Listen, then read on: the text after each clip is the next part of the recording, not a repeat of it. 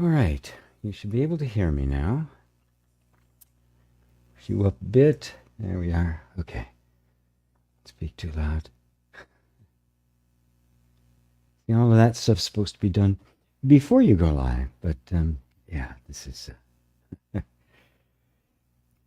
the state of things when you are the engineer and the talent. The name they have for the.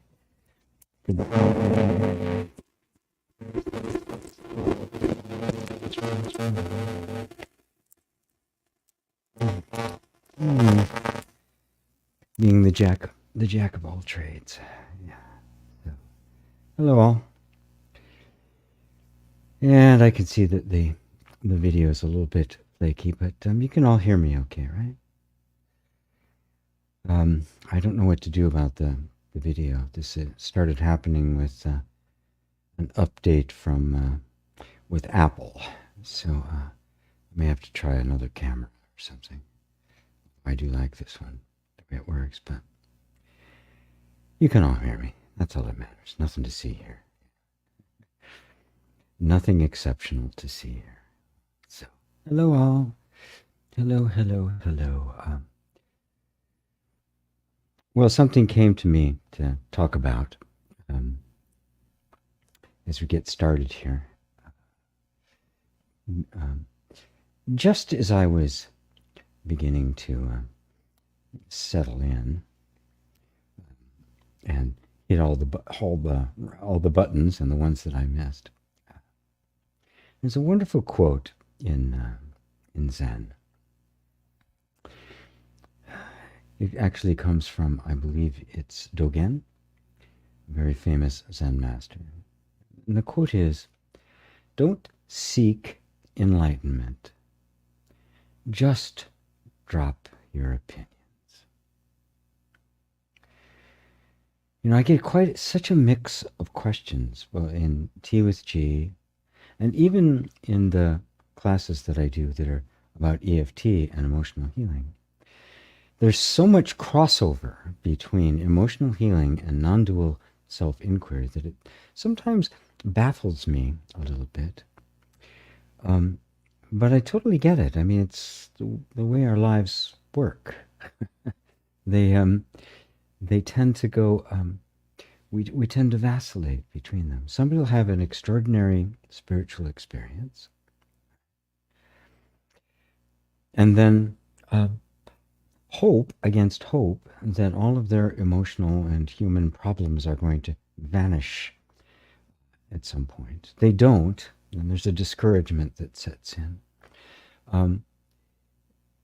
Because I think one of the downsides, and there are many, to the proliferation of information and teachings and opinions about non-dual self-inquiry and non-duality in general, and the whole spiritual path, of having so much of it in abundance.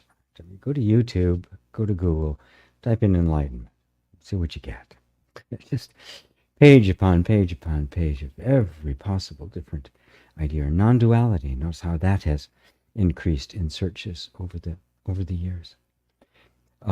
I had never heard the term when I was growing up, non-duality. I think I was probably in my 30s before I heard it, which would have been in the 80s, right?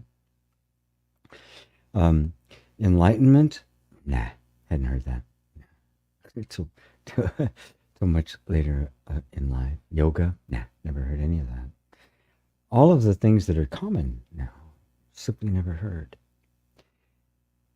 And what happens when one encounters the teaching, this kind of teaching, in an environment where there's not any real teacher, or there's not any recognized authority that you can refer to, the way in which we normally absorb knowledge and information and process things about the world around us becomes the way in which we try to learn and process information about this kind of deep spiritual non-dual inquiry. And so at best, it becomes a very interesting intellectual concept.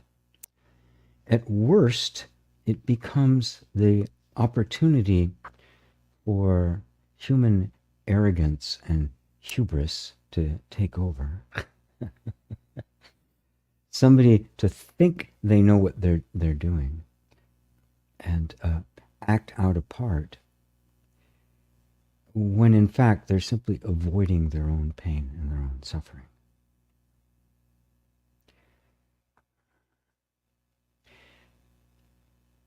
So while you're in Tea with G, you do any of my meditations or even my tapping,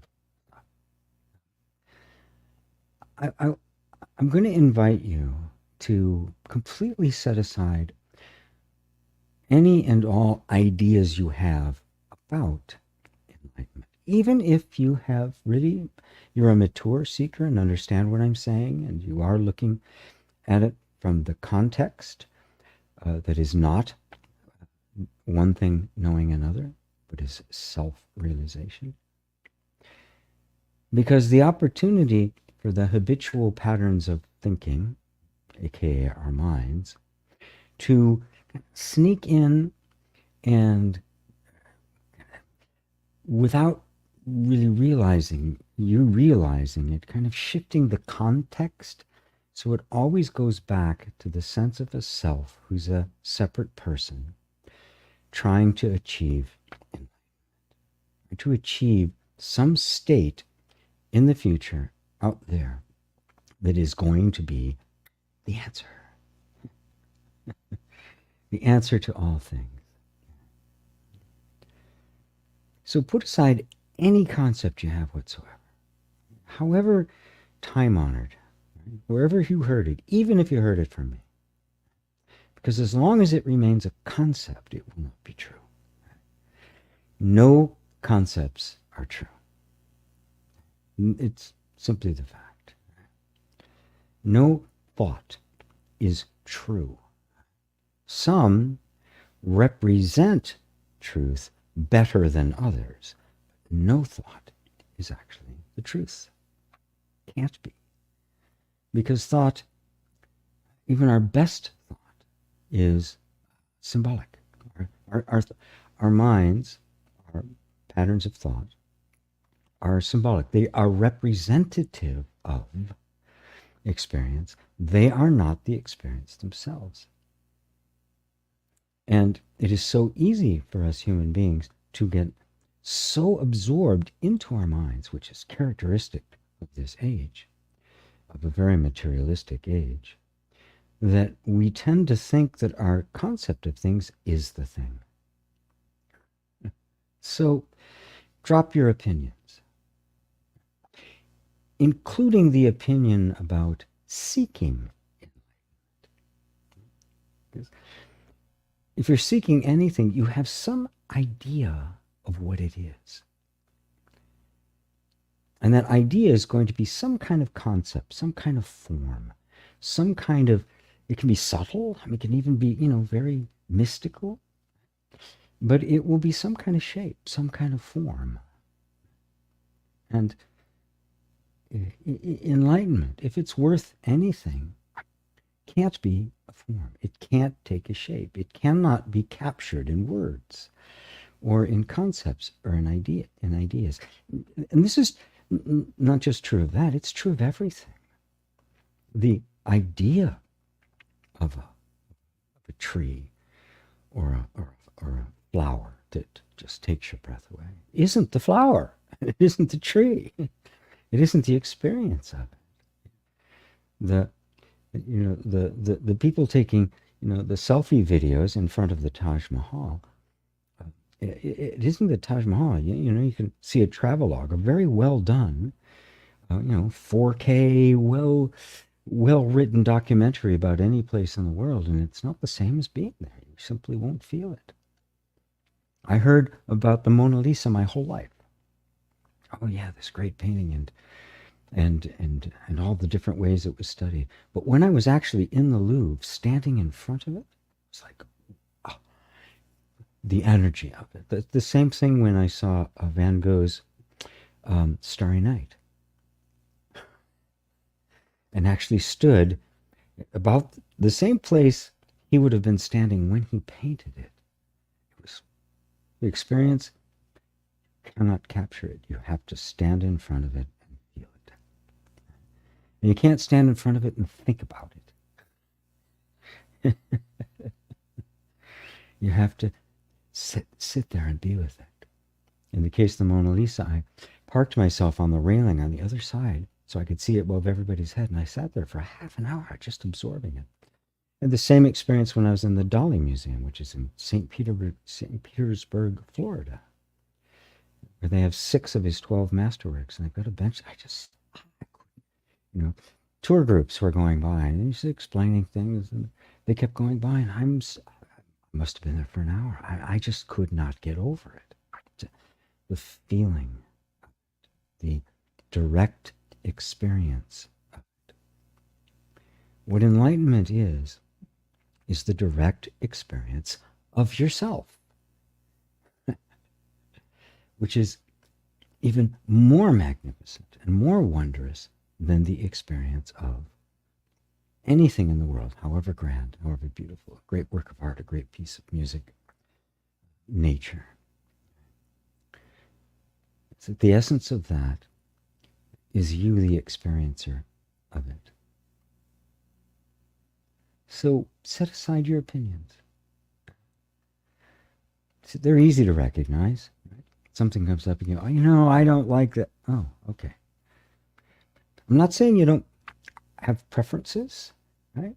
We're not going to make choices. I'm going to have an opinion about politics or economics or the way the world is going and that sort of thing. It's fine. But be able to set them aside and recognize they're only an opinion. They're only a particular perspective. And somebody can look at exactly the same thing, look at the same conditions in the world and politics and economics and all that, and have a very, very different view of it. And we can either sit and argue endlessly about who's right, and then not being able to resolve the argument, be able to convince the other side, pull out the heavy artillery and blow each other up, and then say, my way must be right because I won, which is kind of the way the world works. Or you can recognize that we see things differently, and that that's always going to be the case, and drop your opinion. There is no concept or idea or image or explanation of enlightenment or awakening or self-realization, whatever words you want to put on it. Union with God, or the great state, or sahaja nishta. Doesn't matter the words. Assume you not only don't know what it is, but you can't. That it is not knowable in any kind of intellectual or conceptual way. So you set aside all concepts. See if you can do it now. Just set it all aside. Be empty. Absolutely empty. Past, future, all the ideas about, this is what happened to me in childhood, and because of that, this is all happening. And the future, the world, what the world should look like, my aspirations, how I want to be a yoga teacher, or, I want to make $1 million, have a successful business, right? Just see if you can just set them all aside. Just for a little bit of time, for the next, hour or two, how long we're here. And just be empty. Just be empty.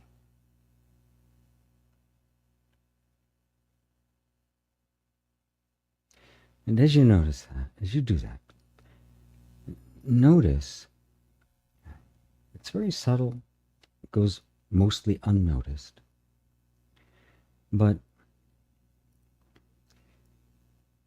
You can set aside absolutely everything except yourself. You can't set yourself aside.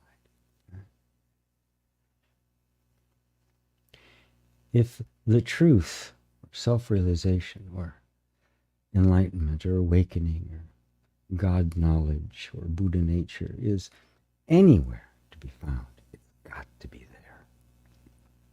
Self-realization. Everything's out of the picture except me. Then the self I'm looking for must be there and must already be there. Because if it's something acquired anew, it means it can be lost, comes and goes, which means it's no more significant and no more worth pursuing than any other worldly desire, which are all going to come and go. It's got to be there. And notice, it doesn't take a year or 30 years in a monastery. It's just like, just drop your opinions, put everything to the side, including our opinions about enlightenment, and just notice what's here, all by itself. And always has been. Isn't coming and going. It really is that simple. This is self-inquiry. And what is recognizing that I'm still here must in fact be you, because you're still here. So that recognition of myself is not one thing knowing another, is it? It's you knowing yourself. That's non-dual recognition. Not two. Not one thing knowing another, but me knowing me. And that is all there is to non-duality.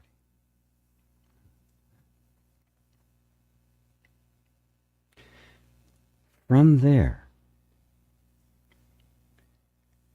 from that foundation, comes the way in which we can then be very wise, loving, and compassionate as to how we deal with our habits of thought that put everything into conditioned patterns and want to identify with all sorts of different things. Don't worry about that. Worry about emotional healing and how's this going to pay the rent and all of that. Not that it's unimportant, right? But it can cloud our vision, because all of that is secondary to this non-dual direct knowing of yourself. Because if you don't know who you are, there's just no way in the world you can interact with anything else in the world. Because it'll just be conditioning. It'll just be, your childhood trauma showing up, right? Rather than you.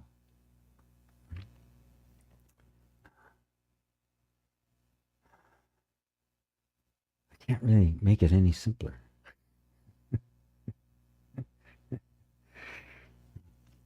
And I've gone through attempting to sort out all the complexities because I wanted to be very smart. And all it did was yield arrogance and suffering. So keep it simple. The KISS, the KISS approach. Keep it simple, sweetheart. It's not actually that, but I like that better than what it is. So on that note, if anybody has anything they would like to bring up, look at, but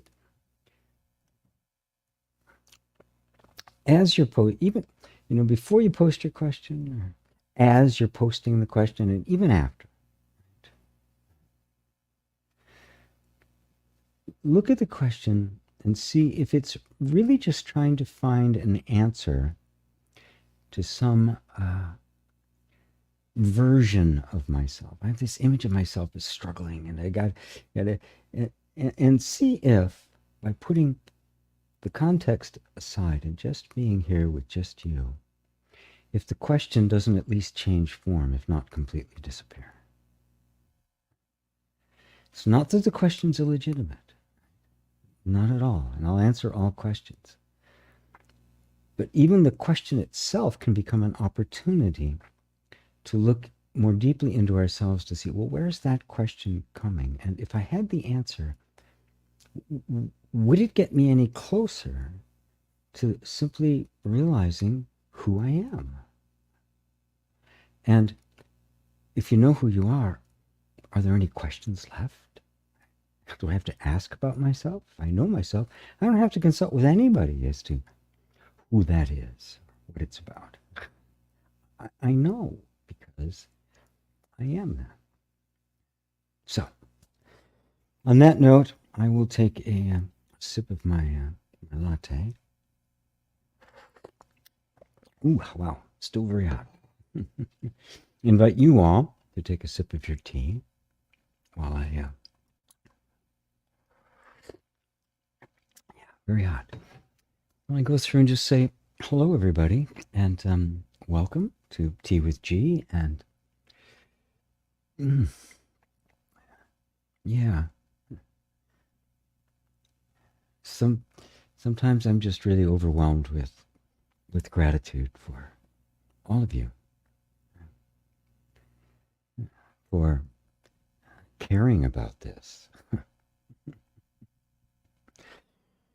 When I see how different it is from how the world approaches things, and how much chaos there is in the world right now, and how much clarity and peace there is in this understanding, I'm just, but how different, and also how different it is, how far outside our normal context for approaching life is, that I'm just deeply grateful for all of you, for all that you do, and your openness and willingness to hear this, and to and more than just hear it, to actually act on it. That you're touched by the realization that this is actually important. This is important stuff.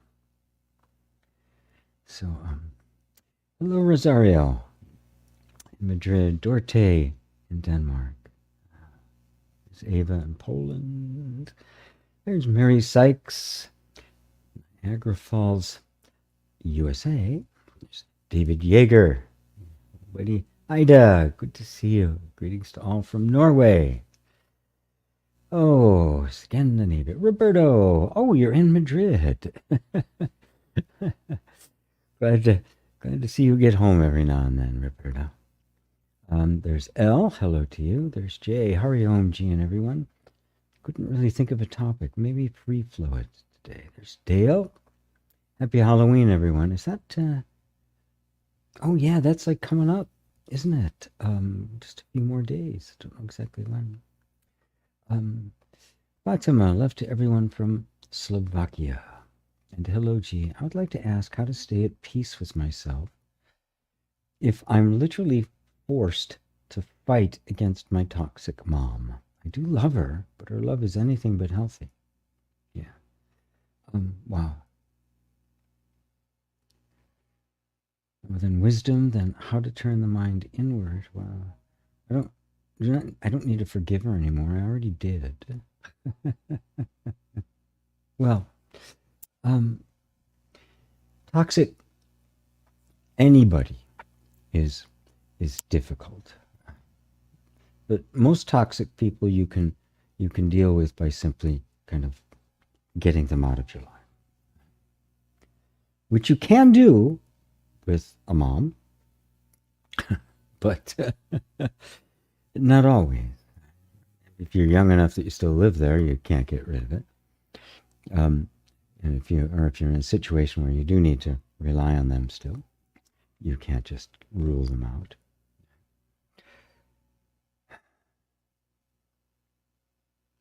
But let's say the conditions, for whatever reason, are, or you don't want to. The most natural thing in the world is for us to have a healthy, loving, close relationship with our parents. Even when we have, emancipated ourselves and we're separate individuals doing our own thing, to have that foundation is stabilizing. So we turn towards it. Right? And because if we don't feel that kind of inner stability within ourselves, we'll be drawn to try to have a relationship, even with parents that are clearly toxic, right? That are not giving you anything. But remember, they're not giving you anything because they don't know how, because they never got it. Right? And you can also be very grateful for the fact that you're aware that she is toxic. That awareness that she is toxic and the effect that she has and the energy she projects and the feelings she invokes in you are anything but healthy. But of course, when you were little, it would have been the same, but you wouldn't have known that. You would have just adapted to it, internalized behaviors that would have made you at least survive in that environment, and not really be able to see the toxicity of it until later. But your question was very specific, and I like it. How to stay at peace with myself when I am forced to fight against my toxic mom. Now, first thing to notice is, are you actually forced to fight against your toxic mom?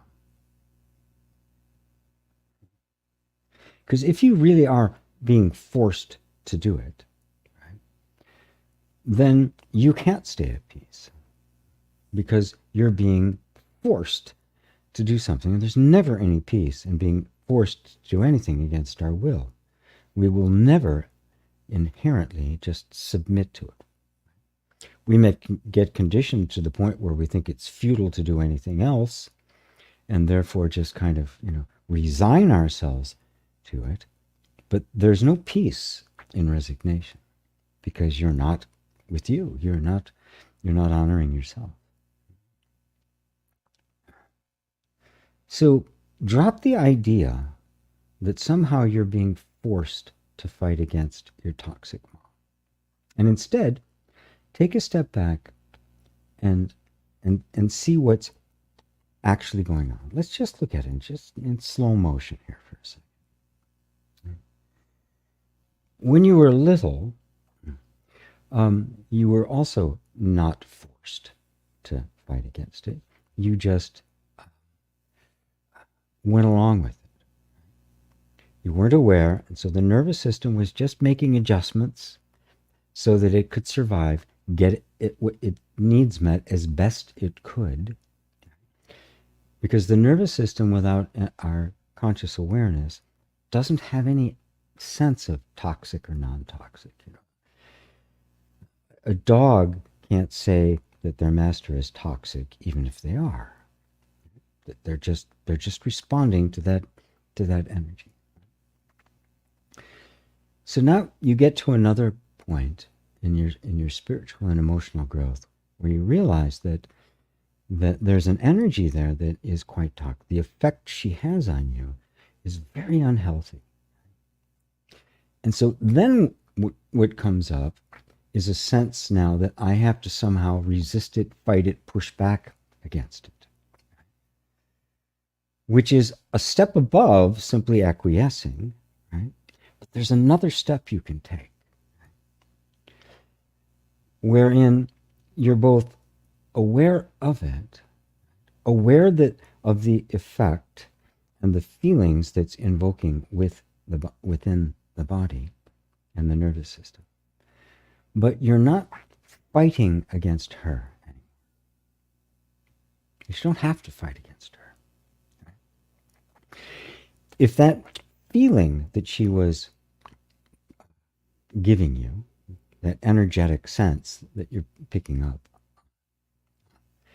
wasn't there, there'd be nothing to fight, would there? So you're not fighting with her. You're fighting the residual effect that she has had on you. Now, also, this is very important to become aware of. You now can see in her behavior the toxicity that you couldn't see when you were young. And now you can. And so now you see her as toxic, and you're trying to push her away. And that's coming from the place that assumes that if I can get her away, I will then not have any experience of this toxicity. And while it might actually even work, and you can do that, move, go somewhere else, don't answer her calls, block her texts, don't have anything to do with her. That is one way of doing it. That can definitely have its effect, and it will get her out of your life, but it will not deal with the deeper question that you're going to run into, which is anybody that's toxic, and the world's full of toxic people. They're all over the place. You're never going to... Mom's just one who's important, more important than the others, because, well, she's mom. Right? You're going to have toxic bosses. You're going to have toxic people asking you out on dates. You're going to have all sorts of toxic folks showing up in your life. Toxic people, at the grocery store. They're all over the place. It's people that their energy is not healthy. If you see it, that it's not them that's the real, where your freedom lies. Our freedom can't lie in simply changing the circumstances to get rid of everything that is irritating me. As Ramana Maharshi put it, he said, you're walking around in your bare feet, and you're getting thorns and rocks and stones. Your feet are hurting all the time because of all the stuff you're stepping on. You have two choices. You can either cover the whole world in leather, or you can buy shoes. There's no way in the world we're going to dispense with all of the difficult, toxic people in the world. But we can dispense with our reaction to them. If we do, we find the inner freedom that is generalized. Mom then becomes the place where you get your freedom from the toxicity, so whenever it shows up again, in whatever form it is, it doesn't touch you. To do that means I have to recognize that the reactions going on in my nervous system is my conditioning, my purview, my world, right? And that I can completely disconnect that from the external triggers so that the trigger doesn't happen anymore, so that I become immune to toxicity. And that's really the only way you can do it. And when you do it inside like that, you go, oh, this is just a reaction in my nervous system that's been programmed, conditioned, and that I've supported that by thinking I need to get rid of them. I'm going to put all my attention on the reaction itself. And notice then that it is my reaction that's causing my distress. And if I look at, just watch it, if I just watch it with detachment, I can see it as just an activity in my nervous system and not me. Just the way the system was programmed to react, and not me. When that happens, a gap opens up in between the event happening in the environment and my reaction to it. Whereas prior to that, they feel like they're hardwired, but they're not hardwired, it's softwired. There is a little something in there called a program that is simply giving this reaction to this that happens in the environment. When I realize that, as I'm sitting here looking at it, which is the step beyond merely recognizing the toxicity. It's recognizing my reaction to the toxicity. Now I'm standing here. I'm not in it anymore. I'm still feeling it.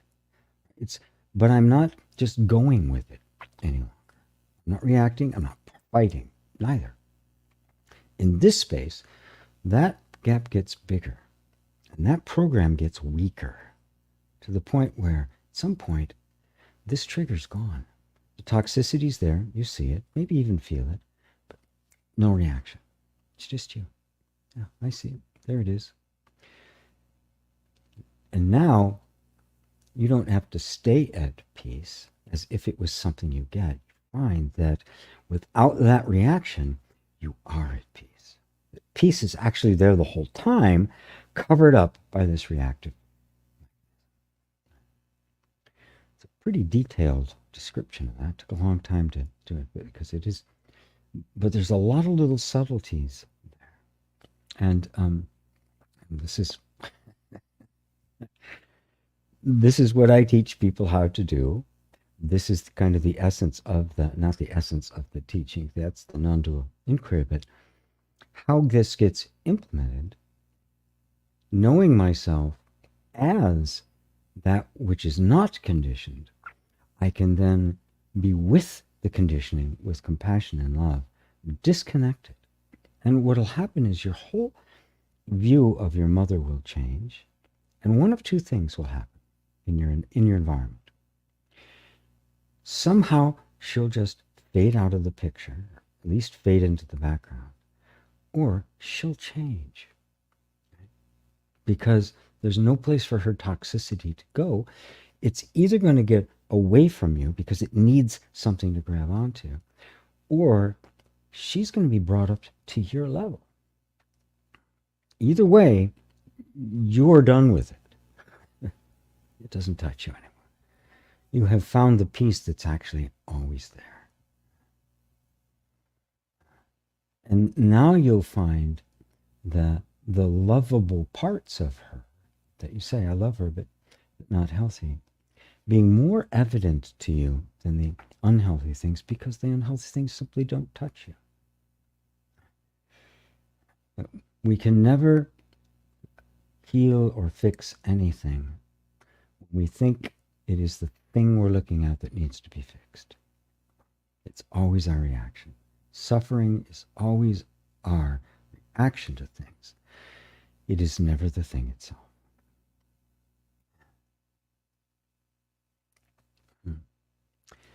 Harold Buddy, wisdom.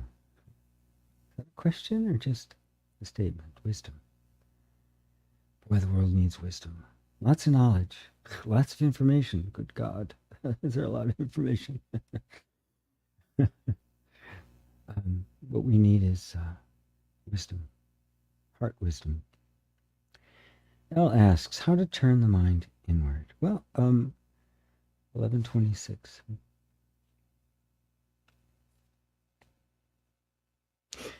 Turning the mind inward is really turning the mind's attention on itself. Better than that is, as I was speaking in the very beginning, and maybe you didn't catch it, or maybe you put this down before I actually went into what I went into, which was completely unplanned. That's how you do it.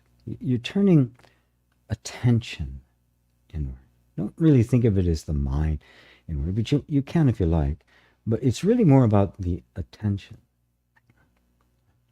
So the mind's this thing, and oftentimes when we say, I want to turn my mind inward, is we want to turn our mind off. We don't want the same thoughts. We want to have understanding. But understanding isn't in the mind. The mind is secondary. The mind will reflect understanding, but it can't grasp it. It can only deal with concepts. So what we're doing is we're turning attention. What's getting my interest towards myself, inward towards myself. And Oftentimes, if somebody's new at this, I will simply start with put your attention, close your eyes. Start right there.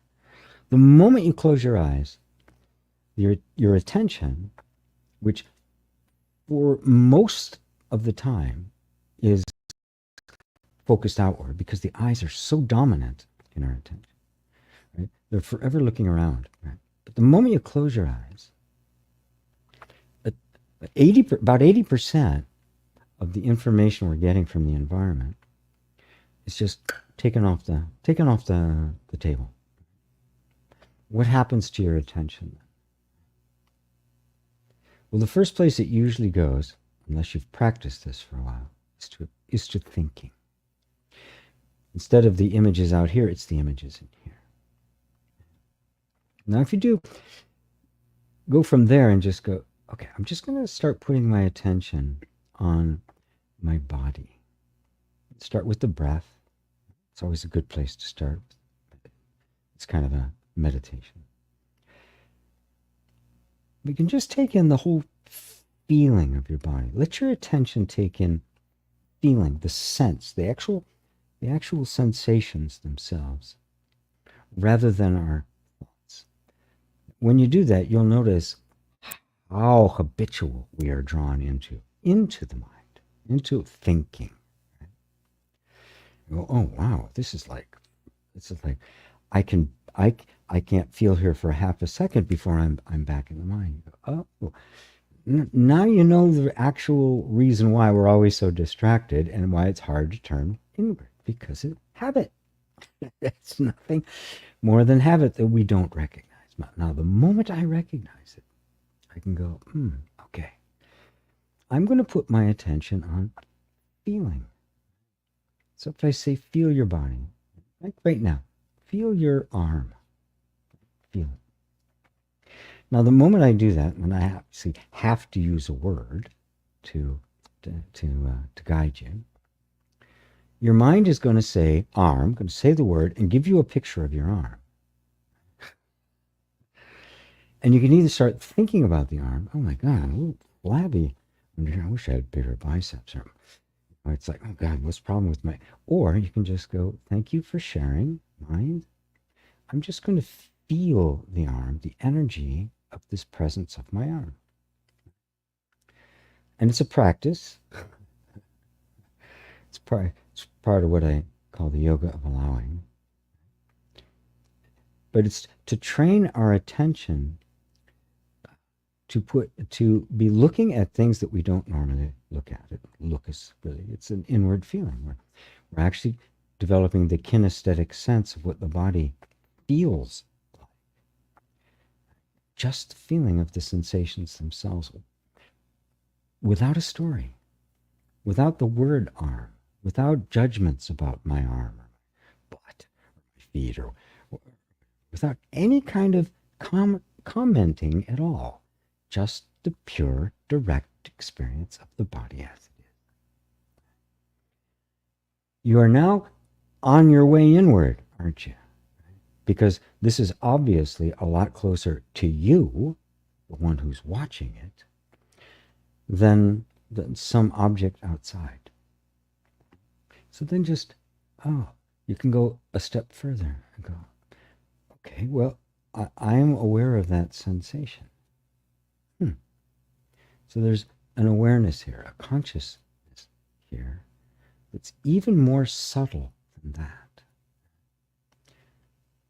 And now you're beginning to peer into the depths of your true nature, which is aware of sensation and emotion. It's not the same as those.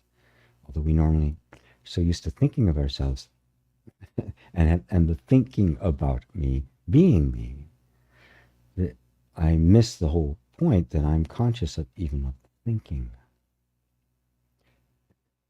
This is the path within, all the way to that which is there all the time, that cannot be seen or sensed or perceived at all.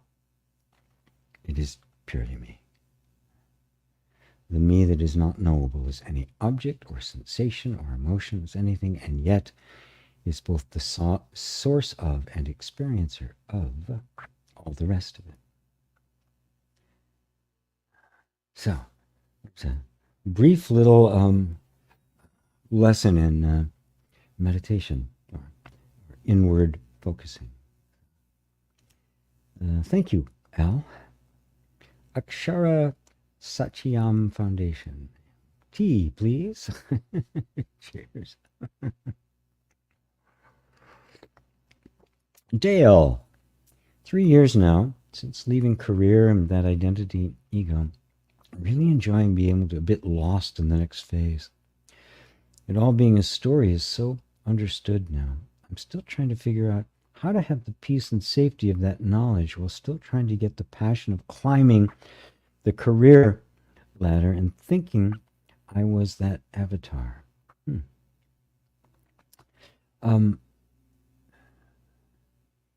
Don't try to figure it out. If you try to figure it out, the figuring out will always be within the familiar context of how you used to figure things out.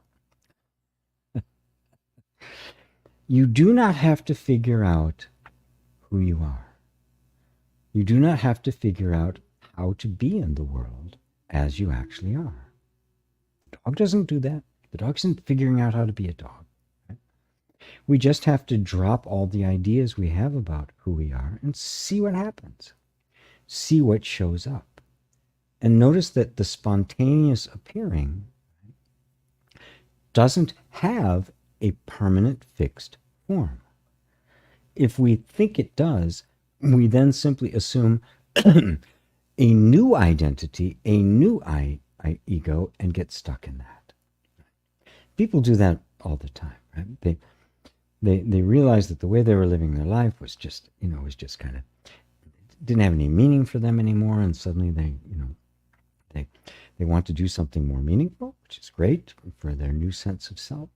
Then they start to, they become, they teach Tai Chi, or they take up their art again. But then they become a Tai Chi teacher or an artist, and take on that sense of identity. And this is natural. I'm not a materialist anymore. I'm not seeking money. I'm spiritual now, which is just another identity. On the surface, it looks like it's a better one, but only to those that are doing it, right? To the guy who's still working on Wall Street, that's not a good idea. Geez, that's really stupid. What are you doing that for? But you can get stuck anywhere. Right? So you're not that avatar. And the reason it doesn't feel peaceful or safe is because the nervous system hasn't adjusted to not being anyone, which is the hardest thing in the world for it to adjust to. That's the resistance to waking up and self-realization, is that the nature of the human system and the human mind and nervous system is it wants an identity to hold on to and say, this is who I am. It needs that organizational center, right? It needs the sun around which it can orbit. And for most of us, that's the sense of identity, the sense of who I am. Now, without that, what does it do? Hence the need to know who you are. But who you are is not a thing. It is not a person. It is not any particular shape or form. Yet it's very real and does manifest itself in the individuality that you would call Dale.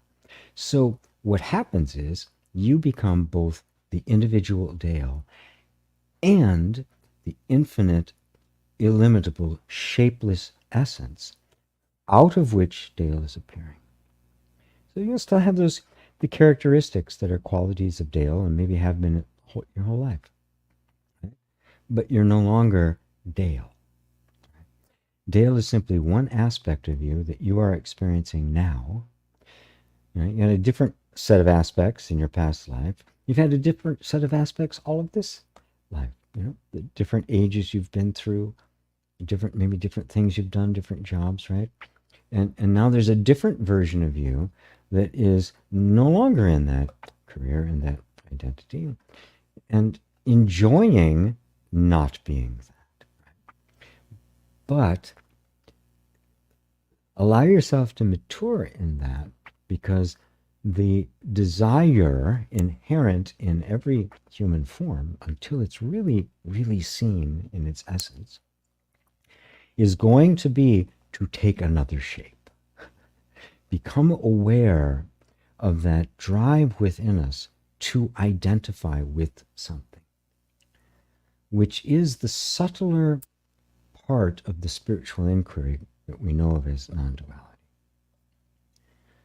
Recognizing this invisible influence that reflexively grabs onto anything and makes a shape out of it. This is the most important thing to become aware of, because even in most non-dual teaching, you don't hear about that. And spiritual teaching is all about making the best possible version of you. And in non-dual teaching that isn't quite right, wants you to just reject it all. The actual teaching is much more of a middle way, in which you recognize this, that there is no center, but that, or should I say, that center is everywhere. That center is very solid, and it's very real. It's not changing, but it's not a form. And so you'll see, you're not going to have to figure out how. But you have to be aware that the nervous system wants, the drive in the human form is to identify with something. It's maybe the most fundamental of the vasanas. It's what keeps reproducing lifetime after lifetime after lifetime, the drive to become a form, to take shape. If we're not, because it operates silently and invisibly, we're not aware of it. Only aware of the effect that it's having, and this impulse, and this sense, I've got to, I'm lost in the next phase. No, you're not. That's the feeling, right? How do I have that peace and safety, right? But that safety is a transient state that belongs to the human when they think they have something that is me.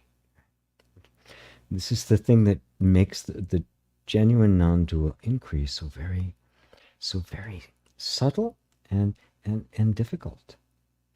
Because we think it's just going to be another identity. This is how we've all been trained. I'm going to have a better version of me, GP 3.9, right? Or, Dale 9 or Dale 10, Dale X, right? That's even better, right?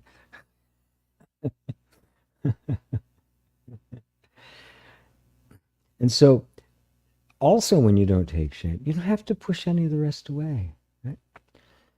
Yeah, there was a passion there. There was a zest for life when I was climbing that career, right? And my technical accomplishments and that sort of thing.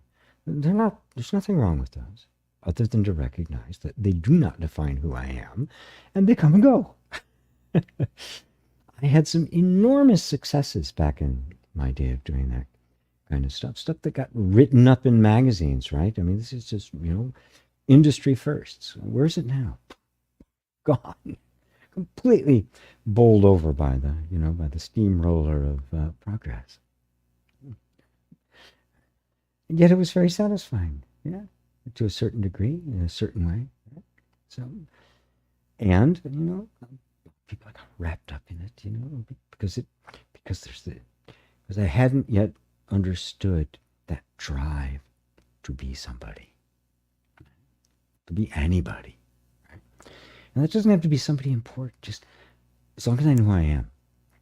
Okay, I'm just demure, and I have to defer to my husband and all these other kinds of things. That's, I know who I am. But this is who I am. I don't want to step beyond it.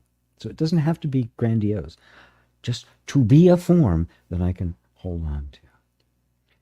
And this is what genuine spiritual inquiry calls into question, which is why it is so resisted. And so few people take to it.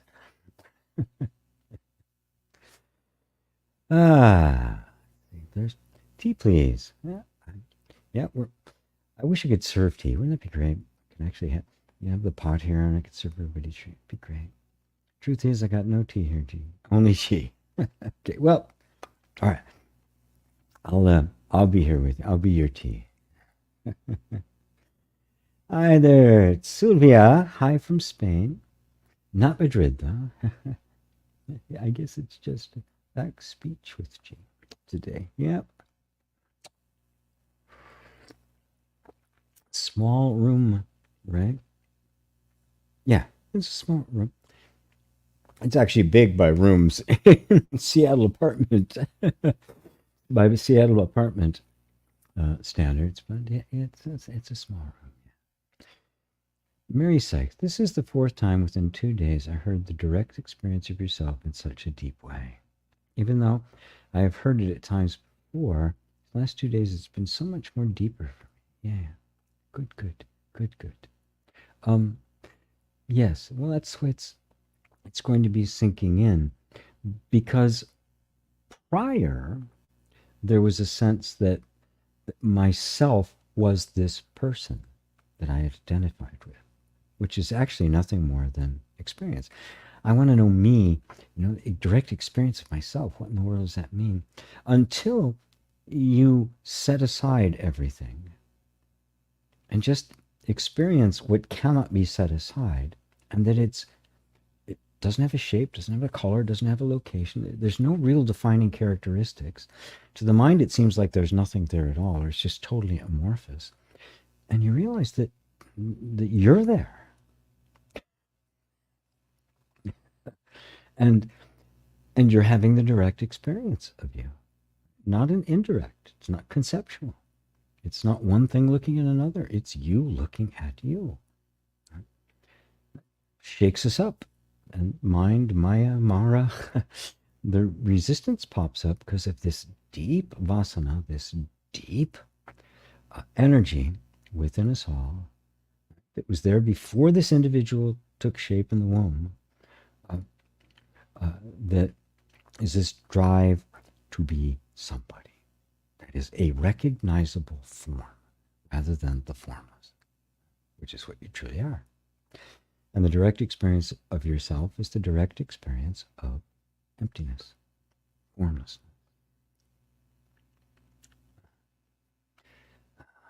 So, recognizing that as you have been, especially since now that you're in the self-inquiry Sangha, it's sinking in deep. It's going to be sinking in increasingly deeply until you see that there's nothing left. There is nothing but you. And then even when you're experiencing a car driving by, or a plane going overhead, you're experiencing you at the same time. Because without you, it couldn't be there. Without you, consciousness, there would be nothing. You would not exist.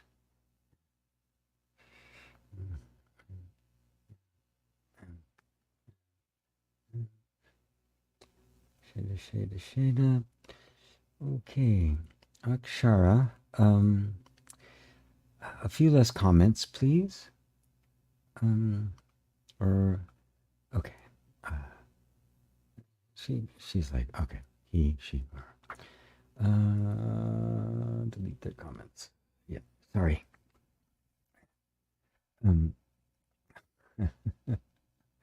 This isn't a wall for you to write graffiti on. Roger Kane Berman, hi to you. There's CM in Moldova. Did I answer you there, Mary? There really wasn't a question. Just wanted to comment on it. There's Natalie. Hello, my dear friend. Hello to you. CM, what you were saying warms my heart. That's what I look for. Inspiration in the mind is great. But what I look for is a penetrating insight that seems to go beyond the mind, and a warming of the heart, opening heart, so it's felt in its true essence, because the nature of your true self, the true self, is love. Bigger than we can imagine, expresses itself in all of our forms of human life, love, but is total, unconditional. No no preferences, no agenda, no restrictions, nothing. Absolute and total acceptance, unconditional. Hello, Sally. A mere golden axe. When for a second I think I see there is no self and there is only experience, I immediately feel stressed. And does it mean I only think I realized selflessness, but the reality is that I did not? No. What it means is that a glimpse of no self, as I was explaining to, can't remember, to Dale, I think. Yeah, to Dale. The last thing the whole body-mind mechanism wants is to experience no self. The whole foundation of the human mind, human thinking, the whole foundation of every organization and human institution on the planet is I am a separate self, working with and dealing with other separate selves that I either have to cooperate with or make war with. The whole foundation. So to glimpse, even for a split second, no self, everything in the system just goes crazy, because who am I then? What am I going to be? Right? But this is the direction. There is no self per se. Go look. Take the body apart. See if you can find a self. You know, when they originally started doing autopsies, right? You know, cutting open dead people to see what was going on. They were looking for the soul. They thought it was in there somewhere. Right? And we're still doing that. The materialistic science and neurology believes that somewhere in the brain is a little structure that we can say is conscious. They believe it so much that even though there's no evidence for it, and actually evidence that there isn't one, is completely ignored. It's got to be there because everything is a material structure, right? So we're still looking for the soul. We're not looking for here anymore. We're looking for it here. It's like, oh yeah, it's in the pineal gland. It's in this thing. Consciousness is not a material structure. Simple. It isn't. It's independent. Consciousness does not exist in or of the body. The body exists in consciousness. But that means there's no self in the body. It comes and goes. Which also means the body, there is no birth or death for the self. Consciousness isn't born and it doesn't die. It's timeless. It has nothing to do with the realm of time. And so what you are experiencing is not the fact that you did not experience it, because you know you did, right? It was there. It was clear. It was obvious. But you're only now doubting it because of the reaction to it. Right? At the moment it happened, you had no doubt, right? It was clear, obvious. But then all this reaction, well, I guess I didn't really see it. Spiritual knowledge now kicked in. Well, shouldn't it be like this? If I did, well, shouldn't I feel like this? And it shouldn't be great. Why would I suddenly think I feel stressed? The body feels stressed because its most fundamental perspective, that which guides everything else the body does, the body, mind, nervous system mechanism, has just been undermined. And not just a flash that was ignored, but a flash that actually got a reaction out of the essence of you, which is pure consciousness. You recognized yourself. Whereas prior to that, you thought of yourself as the conditioned mind and thought and feeling, you recognized yourself. You saw yourself in the mirror. Suddenly, everything now goes on alert. Mara's on overtime now. So you did see it. Now, don't be concerned, right? Because it'll only grow. It'll only get bigger. And I'm really glad you brought me this question so that I can guide you through this, because it's a very important time. It's a time when you can either get lost in non-dual nonsense, advaita-holic stuff, right? Or some kind of spiritual practice that's going to try to put this out there somewhere that you have to attain. But the truth is, you saw you, and it was there, and you knew it. And that same capacity, that same truth within you that recognized the truth of what you saw, will automatically begin to dismantle everything that is not you. Gradually, gently, slowly, compassionately, and bring to you all of the right kind of knowledge and approach and teaching and teachers who will rightly guide that. Because it's a very tenuous place. And without guidance, I don't know if anybody can just kind of sort it out on their own. You can wander around for a very, very long time.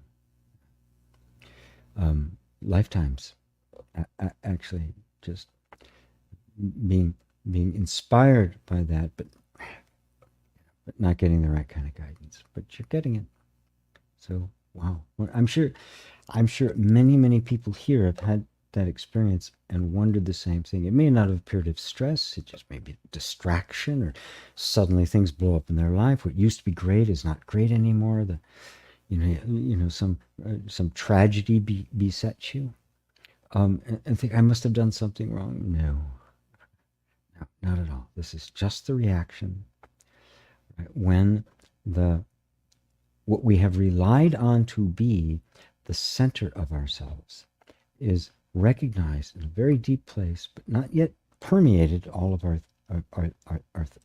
our understanding, that I'm not who I thought I was. I am not this person I thought I was. And that person living and believed as a deep idea unconsciously in our minds, the entire nervous system has organized itself around the notion that that is actually who I am. And when that gets, even for a split second, everything just kind of goes, right, and wants to close back up on it. With a persistence and guidance, the nervous system, the functioning of the mind-body complex begins to release its grip and hold and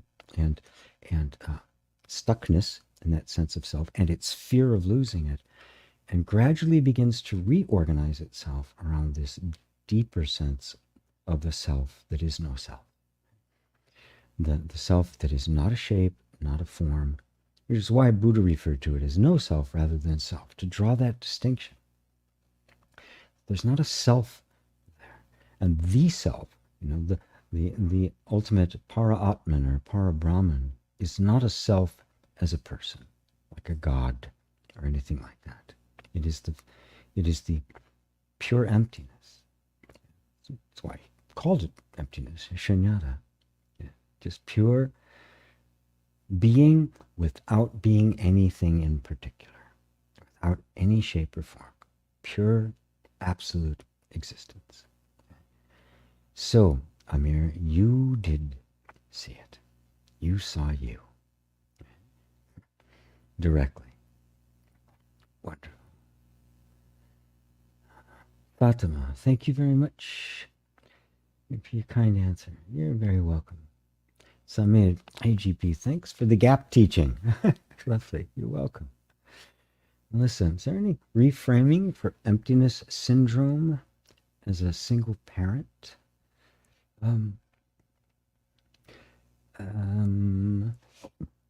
Excuse me. Um, I'm, Melissa, what do you mean by emptiness syndrome? Do you just mean like, let me see if there's more here from Melissa. You could, yeah. What do you mean? I'd like to know what you mean by that. Just like the sense of being alone as a single parent. I mean, I certainly know that. I was one, and I certainly know what that feels like. With no support. I had no support from my family, parents, or the like. I mean, I was completely on my own, and I know what that feels like.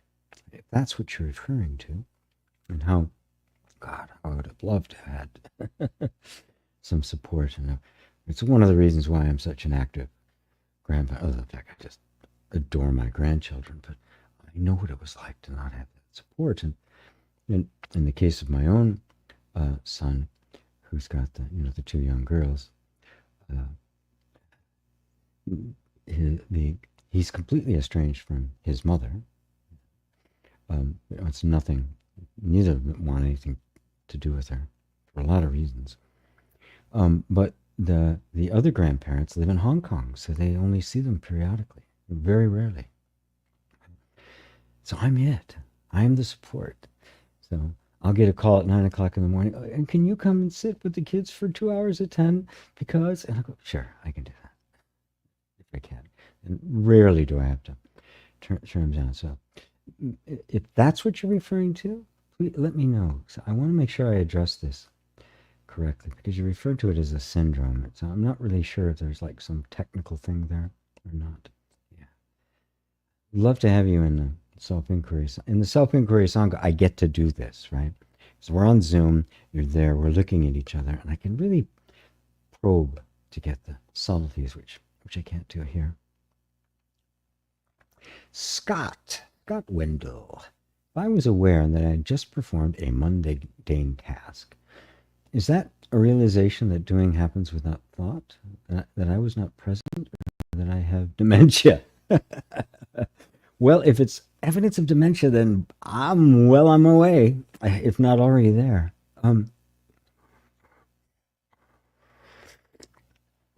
The evidence is all over the place that doing happens without our direct attention. How many times have you driven home, right, from someplace you go to a lot, or driven there, and got there and can't remember how you did it because you were just off somewhere else? Doing happens. It's actually, this is so bizarre and so difficult for us because it is so contrary to everything we believe about ourselves, but it has been shown. First, it was shown through the biofeedback machines, but they thought it was an anomaly because it wasn't really, couldn't possibly be. But then it was shown in actual fact with the MRI machines, which are very, very accurate, that the action takes place before the cognition of the action all the time. So it's kind of like, it works kind of like this. I'll do it in slow motion. I'm going to raise my hand now. That's really how it works. The hand goes up, it's cognized, and the mind says, I did that. And it really is like that. I mean, it's not a huge amount of time. It's not hours or days. It's like milliseconds, a tiny amount of time. But there's a gap. Action, cognition, action, cognition, action, cognition. We never actually consciously do anything, ever. It's always after the fact. It's the circus clown running out and taking a bow after the acrobats perform. And the ego bases itself on that. Look how well I did. That I is a myth. It's a thought. No, you didn't do it. Life did it. Always. There is no doer, ever. It is completely conceptual. But you can see how hard it is for us to accept that. Even when the evidence is laid out, and it has been shown over and over and over again, where's this? How is that infiltrated the mainstream? How has that affected our world and our systems, in our institutions. Zero, not at all. Can't accept. Cannot accept the idea that there's not some egoic self here that's in charge. We just want to let that go. No, the ego doesn't want to let it go. It's what it is. And that's also what happens when, was it Amir? Yeah. Amir has that experience of suddenly seeing no self. That's the equivalent of it. Right? Oh, there isn't a self here that's doing things. There's an imaginary self that's claiming credit for it, but hasn't actually done it.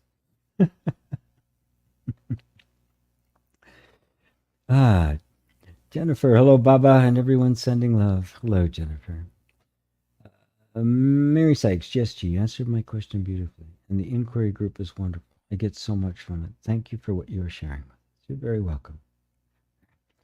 Jay, what you were saying about the person yesterday in that video you posted in the group was profound. If it wasn't for this teaching, they're just another regular person that fades away over time. Yeah, it's this message that's going on, and these forms are remembrance of that truth. Yeah, I can't remember exactly what you're referring to now. I mean, I made the video 2 days ago and posted it yesterday. Put it together and posted it yesterday. It's another video. It's another thing with the self-inquiry sangha. I give little satsangs as they just occur to me that I share with them, because I know I get to know each one individually. So join. It's cheap. Cheap keeps my lights on and keeps your inner light on. Yeah, that should be my theme. You know, keep your inner light on. Keep GP's real lights on.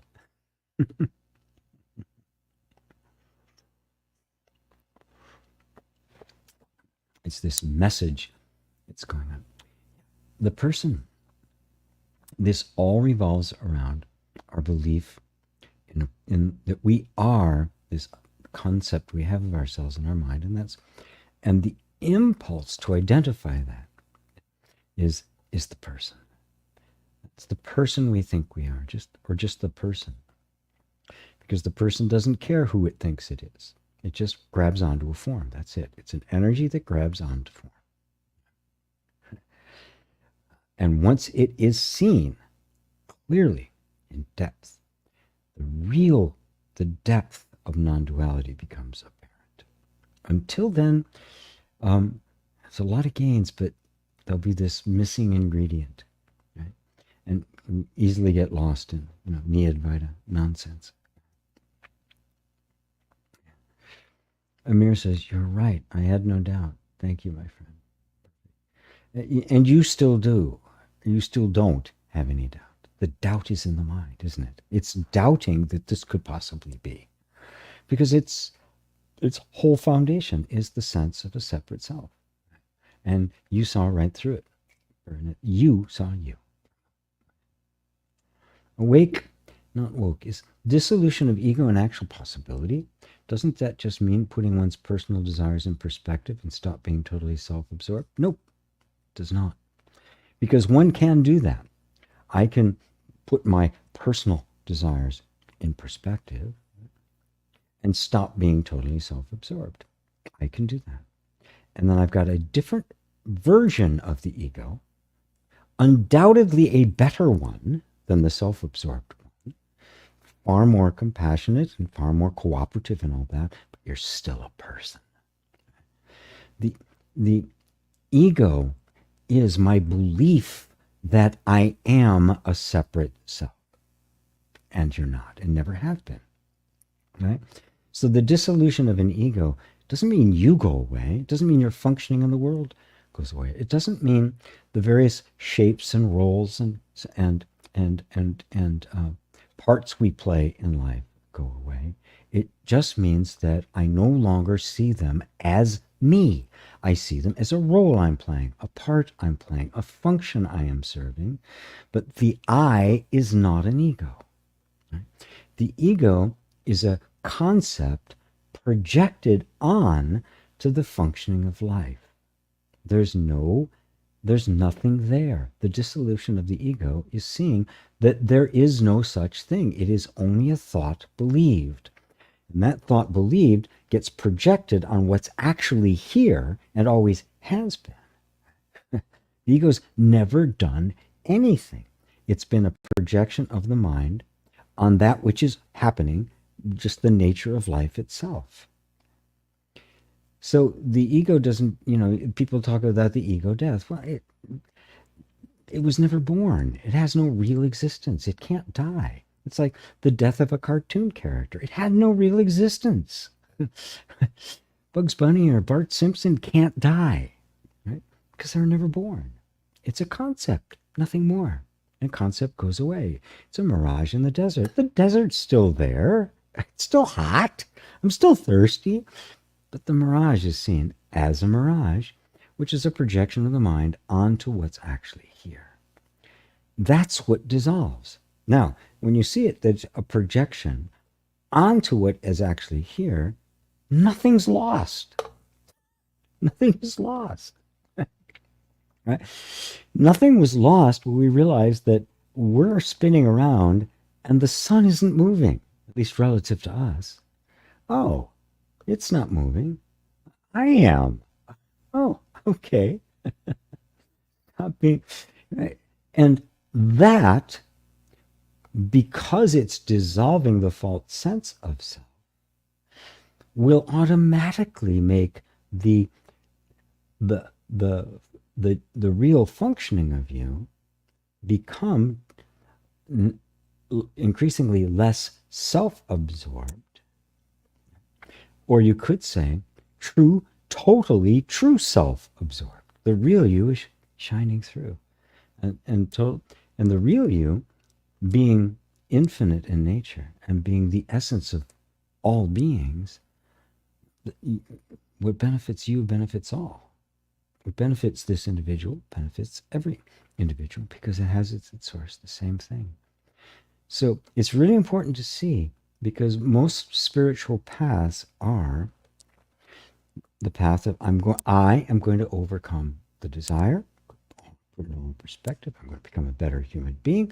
I'm going to stop being so totally self-absorbed. All good, pluses on all. But take a step beyond. Who's the I that's going to get better? Right? Is there an end to that? And putting aside personal desires, well, that's a particular philosophical or religious view that I should. Somebody else say, what? That's ridiculous. Why do that? The world was made by personal desires, by men and women trying to make things better for themselves and others. You're being really stupid. Don't do that. You can find, plenty of people who would disagree with this entire approach of wanting to. You want to just teach kids, how to meditate or go to some country in Africa and help them build water. Why? That's really stupid. Take care of them. Take care of themselves. It's and they will be equally committed. So our ideas about what's the best way for a person to be, what's a good sattvic or really noble character, it's completely fictional. It's made up by us human beings. We need to know what the truth is. What is the truth of me? And then let that reflect itself. And it will. It will, by its very nature, come out as love, as being able to see all the perspectives and have the wisdom to kind of chart a path that is the best possible under the circumstance. That's what it means to not be self-absorbed. You can see all the perspectives and try to find the way that benefits the most. And that's setting aside personal desires at the same time, isn't it? Because I'm not just wanting to get a way that benefits me, which is the way most people work. I'm looking for the way that benefits all. It happens all by itself. But the mind then, the ego, says, oh, that's the best way to be. And then it tries to simulate it and fails because it can't do it. it's always going to have some kind of self-interest vested in it. And there's always going to be people that disagree, and then it's going to take its position that I'm right, you're wrong, and then we have a religious war. And, I'm able to beat the snot out of you, so obviously my God's better. My God's better than your God. Yeah.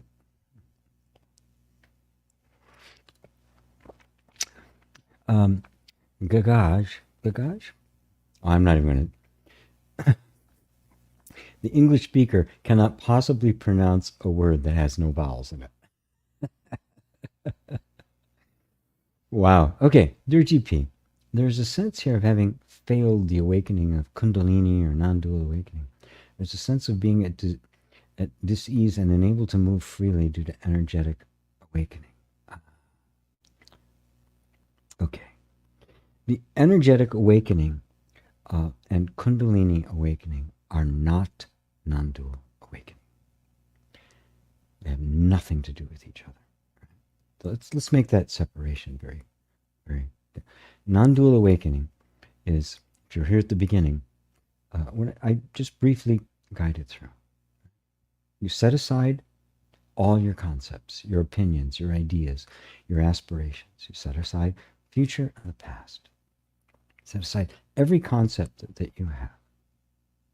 And you're still here. Empty. Right? Because you have no concepts. You have no self-image at that point. As best as you can. So, no self-image. Right? No ambitions, no aspirations, no past. No traumas, no past lives, nothing. All of it set aside is just ideas, concepts. And you are still here. There is still you knowing you are here. That is not one thing knowing another. It is you knowing you. That is non-dual. That's it. No esoteric, not a bunch of fancy concepts. It's me knowing me directly without a concept. Not as subject-object, like I can know the tree that's outside the window that I'm looking out. It's on the other side of the screen. That's one thing knowing another. I cannot know myself as one thing knows another because I can't step outside of me and then look back at me. I am one. So when I just know that I am, without anything extra added, that knowing is non-dual. And notice, it's not an energy release. It's not a trance. It's not a special process. It's I'm simply looking and seeing what is actually here. You can't rightly even call it an awakening. That too is an idea we all have. And then we have how grandiose it's going to be, like, Buddha and the morning star, right? Or Ramana, wrestling with death. Those are just images that we pick up. It's not an energetic awakening. It's just a direct seeing of what is actually here. I'm here. I'm always here. Even when I'm completely identified with everything in the outside world, I am still here. I'm doing the identifying. And I cannot pull the identification away. And what remains? Oh, me. I'm still here. I've always been here. It's very quiet, still, peaceful, silent. It's not like the Kundalini awakening. I've worked with some people before, had that, and their lives have just been destroyed. Right? Because it's a release of energy the nervous system isn't ready for. It's forced, it's pressured. There's no real context for it. And so bringing up a particular energy before the nervous system is ready for it is how can I say this? It's stupid. It's arrogant. It's what it is. This is it. It's not awakening. There's nothing about looking at the I that's experiencing that energy. It's about me experiencing it. Well, who are you that's experiencing the energy? That's not an awakening at all. It's just a release of energy, period. And in this particular case, it's like, it's like you stuck a live wire in your mouth, right? There's a release of energy. There's no awakening there. And there's a lot of energy in the body that's stuck right now. But the awakening doesn't have anything to do with that. Awakening can gently release all of that so that energy can then begin to flow down its right channels. And there's ways you can work with that to help that energy flow that way. So what I'm going to recommend here is okay, there's the sense of being at disease, of being just really uncomfortable and unable to move freely because of these things that have happened. Okay, well, they've happened. Can't undo it. This is going on right now. But take a step back from it. Who are you that is experiencing, that has this feeling like I'm unable to move? Is it real, or is that just a feeling that's being had that you've assumed to be true? And even more deeply, who's the I that's seeing that?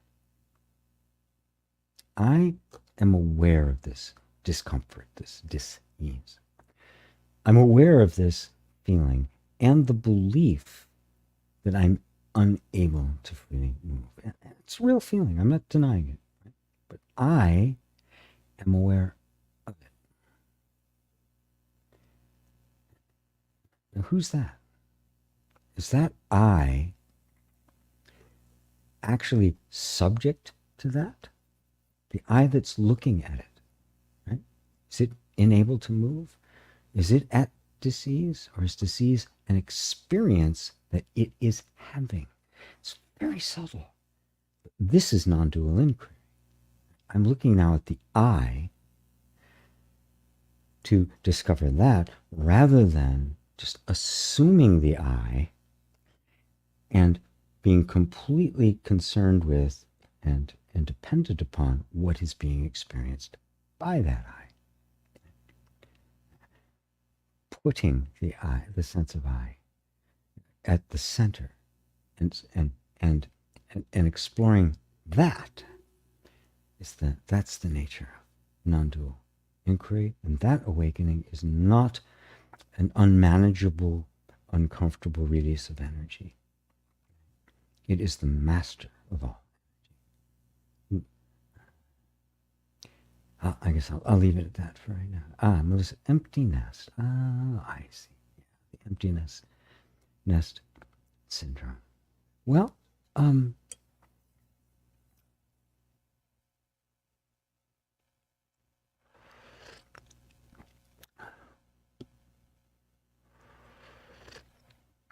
my kids will be moving out.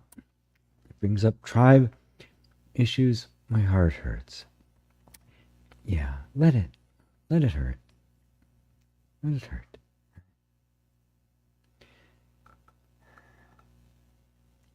I mean, these relationships, the mother with her children, oh my God, there's no more powerful relationship in the entire world.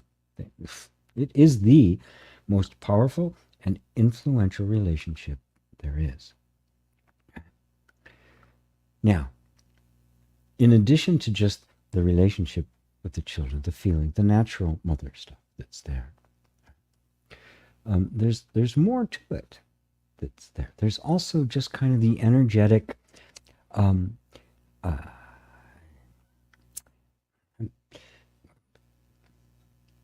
it's the energetic patterns that have been there, because as the mother, it's a clearly defined role. Well, clear enough, right? You had to mother, right? How one mothers, that's not so clear. But the mothering itself, however you did it, you took on that role. And so you were in that, right? And so things that was the priority. So that's what set the priority for the rest of your life. It was a beautiful organizing principle, which it has to be. I did the same thing when I was a father. I mean, when they got older and I started actually going on my own, I couldn't believe how little of me I actually knew. I couldn't pick out clothes. I couldn't do any. I was like, who the hell am I? I didn't know because I was totally absorbed. And as they got as they got older and their lives drifted away from me. And of course, you wouldn't stop that from happening. That's part of the true motherhood, letting them go, right? Just because they have to. This is the nature of life itself. But you can see how, with so much of your energy there, as that begins to fade, and that role is no longer dominant, who the hell am I? What do I do now? What do I do with this extra time? What do I do with these feelings and the life? Right? You're still the matriarch of the tribe. You're still the elder of the tribe. That's never going to go away. I'm the patriarch. Obsolete for the most part in their lives, other than come sit with the kids, and I become important in the lives of the my grandkids itself. But that role, right, that I have to play is no longer dominant. And part of this is just our natural love of them and wanting to be close. But also part of it is the nervous system not wanting to let go of that because it's uncomfortable. Who am I now? This face of my life. Who am I now? Well, if you can grasp that you've never actually been the mother, but it was the role you had to inhabit and embody fully in order to be able to do the job correctly, but it was never you. You were always been that which played that role. Played it so well that you forgot it was a role. This is what the whole thing is. This is all we do. Now the mind, the nervous system, the body, the whole mechanism wants you to get into another role because that's where it feels most comfortable. But you're here because you want to be free of the roles.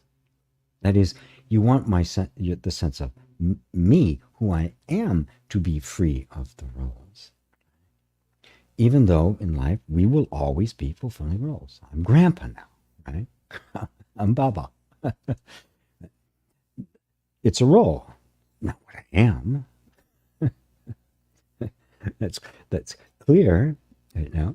But when I'm with them, I don't look at the phone. I don't do anything else but give them 100% of my attention because that's what they need. That's my job. That's my number one job. That and clean up their messes, right?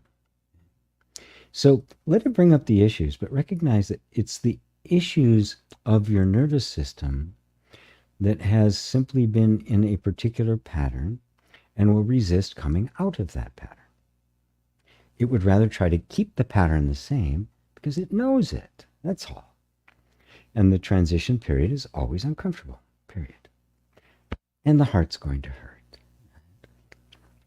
I can think of my children as, little kids, little bitty kids. I think Chris was about 3, Greg was like 4.5. I bought a brand new couch. Really proud of this new couch I had. It was really good. It was a week old, right? And one of those rare times I got up after them, right? I'm up pretty early. Here's this brand new couch, completely covered over in tinfoil. It's just so beautiful, and it was. And as I'm looking at that, I'm seeing, and I go, and that tinfoil is stuck to it. Of course, they're smart, They had to get it to stick. They had to find some adhesive. What's a good adhesive to make something stick to the couch?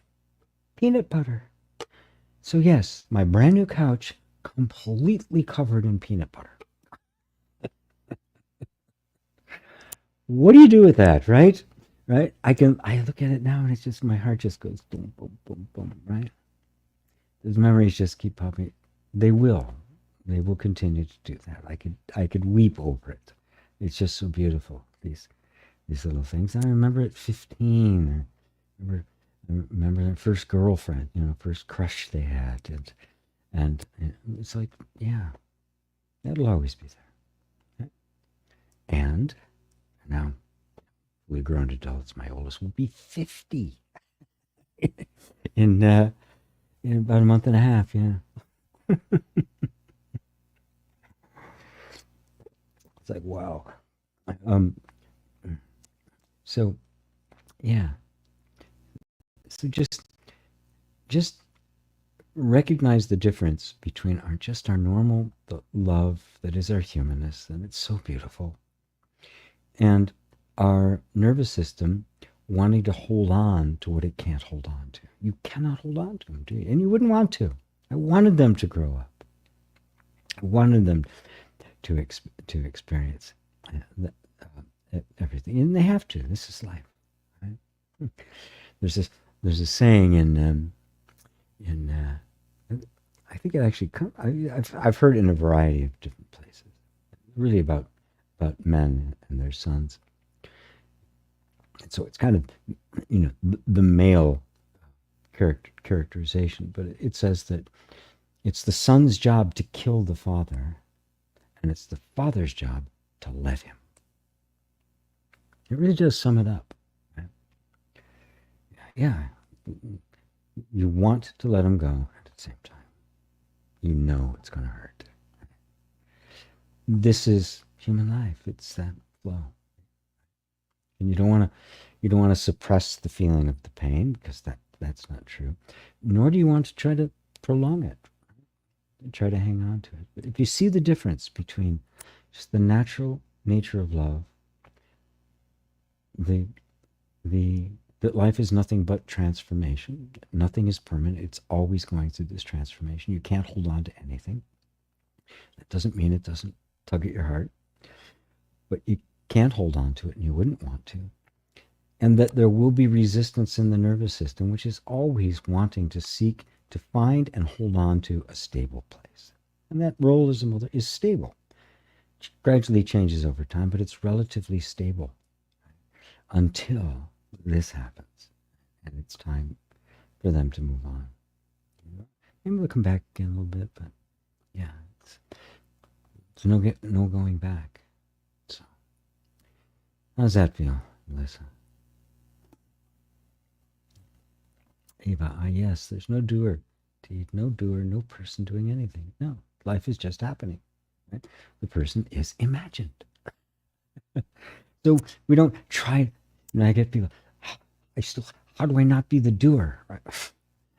How does anything get done if I'm not the doer? No, you realize that there never was a doer, and everything has been getting done. You don't have to stop being. That's the doer trying to figure out how to stop being a doer, right? How do I do not doing? You don't. You don't. Jay says, you were talking about the person being a memory. Oh, yeah. And even disappearing from memory years down the road. Yeah, that's right. That's right. I let go of this person. I mean, those of you who believe reincarnation, which I do, it's an obvious fact to me. Do you remember any of them? Entire lives gone. The people, the loves, the ups and downs, the trials, the successes. Maybe you were a priest of of some magnitude, conducting all the sacrifices and stuff, or a king, or maybe you were a lowly peasant, but it's all gone. Everything disappears from memory. A generation or a couple of generations from now, there'll be no me. There'll be no Baba. Maybe we have a lot of pictures and stuff now. Maybe some great grandkids will know, wow, who's that? No idea about anything. The relationship's alive now with my granddaughters, but it'll fade. And their children, I have no idea. Gone. Don't hold on to anything. That's what it means. Don't hold on to it. That's it.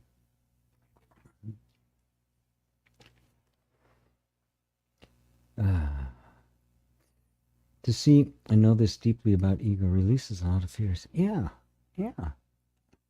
We're afraid of the ego. Oh God, I'm in my ego. I'm in my ego. How do I get rid of the ego? How do you get rid of a cartoon character?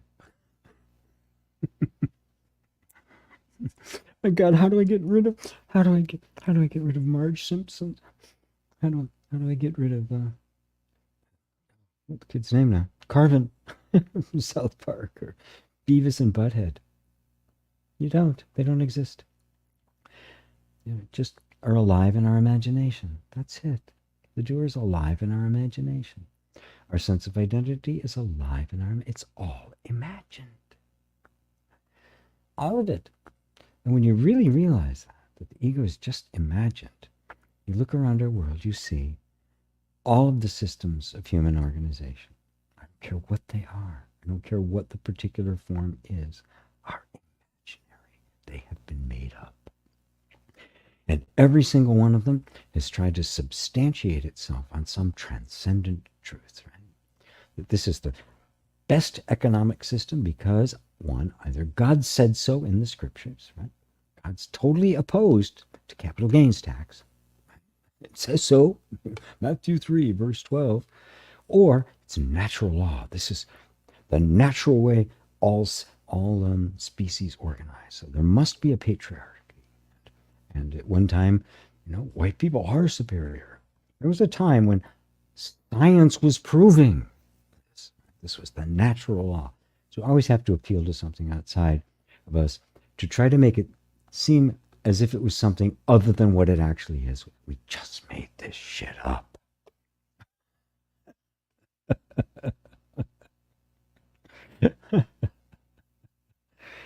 And then believed our own bullshit, basically.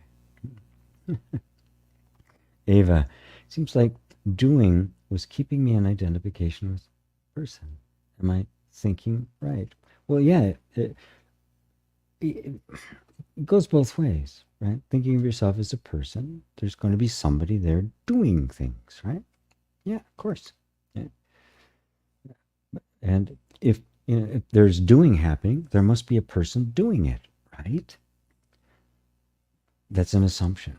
And everybody, oh yeah, right, of course. Right? Because everybody believes in a person. There's a personal doer here, which is another word for ego, the sense of self or the separate self. Nobody says, well, is there? Is there actually a personal doer there? I mean, the vast majority of what my body is doing, your body is doing, is completely outside. I'm not doing it. I'm not growing hair. I don't digest food. I don't pump blood or lymph. I don't, wrestle with viruses coming in. I don't coagulate. If I cut, if the hand gets cut, I don't coagulate blood. But somehow I think, but I make my thinking. Do you? And all you have to do is try to meditate for, 30 seconds and you realize, I don't control my thinking either. I'm not doing that either. What am I doing? Well, nothing. But then, then who am I? That's witnessing all of this happening. And even witnessing the impulse to create an identity that thinks it's a doer. That I'm not doing that either. I didn't even create the identity. It's just another bunch of thoughts that happen.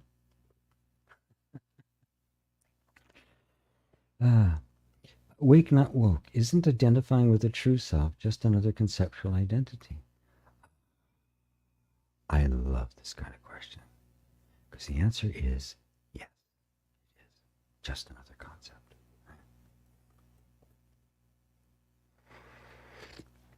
Now, trying to identify with the true self means I have a concept of a true self that I am trying to identify with, right? Yeah, it's more the same, just another concept. True self, false self, just another concept. Now, setting aside all of my concepts and all of my ideas and everything, that little exercise I did at the beginning, right?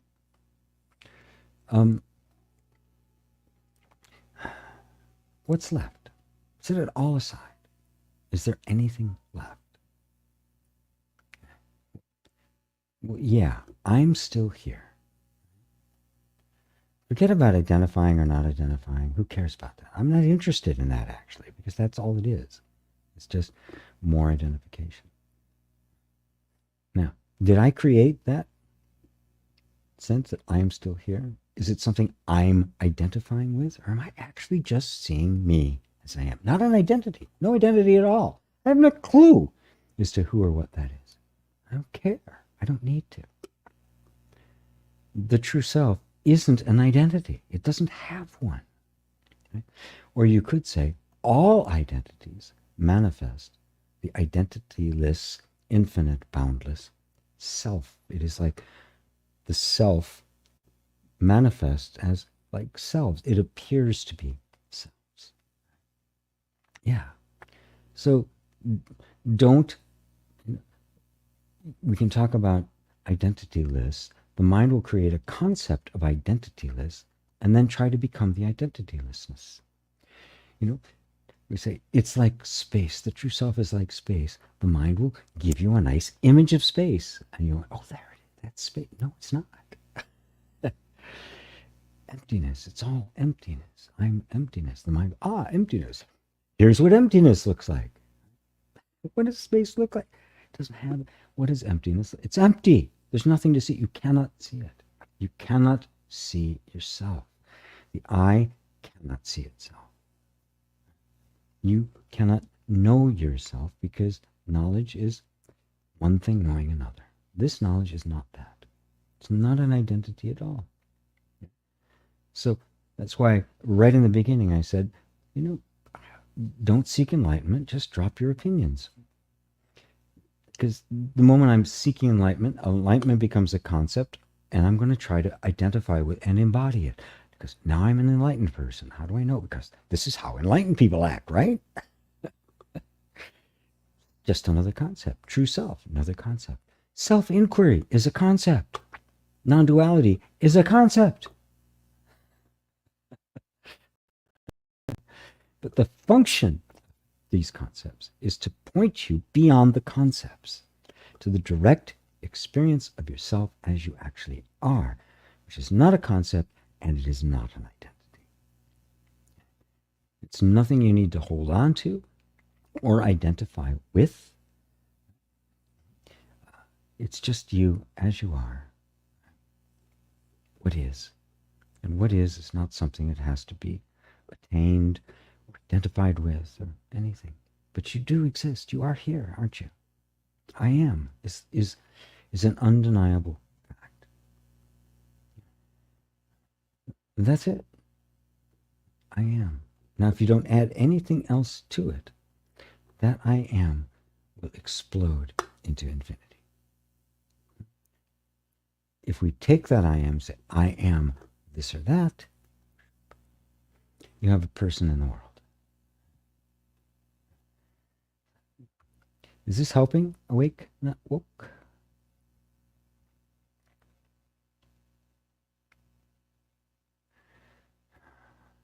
Jay said, it made me look at how Shankara lived ages and ages ago, but he's still remembered for this truth. It's the truth that survives. Yeah. The truth, and it's the truth that takes forms. If this guy here, whoever's appearing right here, has any value whatsoever, it'll only be the truth that comes through it. I can't be the author of that truth, because if there was an author of that truth, it would have a beginning. Therefore it's not the truth. It's just a belief or a phase. The truth must be the truth for all time and in all places. So if that is expressed in this form, and with these words at this particular time in history and taking that particular shape, the shape is not the truth that gets expressed. Because the truth can take any shape. It can speak through any form. Because it is not limited to any form. that can be remembered. And for a little bit, the teacher, through who those words came, can be honored and loved and appreciated, like we would appreciate anybody that means something in our lives. But we let go of the teacher for the teaching. We embody the teaching. We become the teaching. Then the truth speaks through us, and we get forgotten. And on it goes. In the meantime, you enjoy your kids, you enjoy your grandkids, you enjoy your life, you enjoy your students, you enjoy the whole thing, right? Knowing it's all just going to vanish, and you're happy about it, right? You're just happy. Daryl says, "Am I wrong am I wrong for wanting to opt out completely from politics? I mean, I find it so obvious a game largely about power, fear, and control." It's a great question, right? And that is all it's about.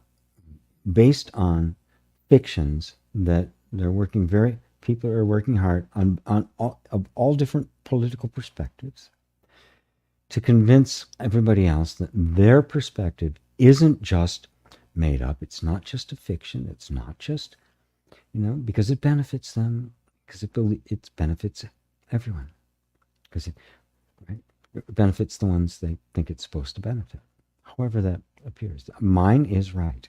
And it can't survive without true believers. Don't think it's all cynical. It's not. A cynic would never want that much power. It's a believer.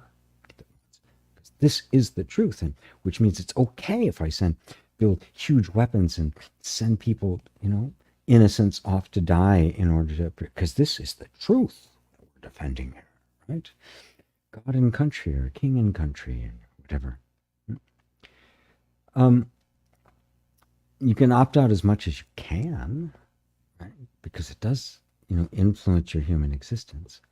So I pay enough attention, and you don't, to get some sense of what's going on, but I also know the game that's going on behind, and the real power brokers, and all of that. And so I make a choice. I vote, right? Knowing that it has little to no effect.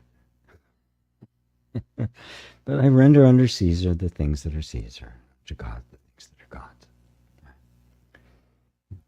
And my vote is always cast for the one that's going to give us enough time that maybe some awakening can take place. So the march to fascism is slowed a bit. The march to tyranny is just slowed down long enough that maybe something can break through.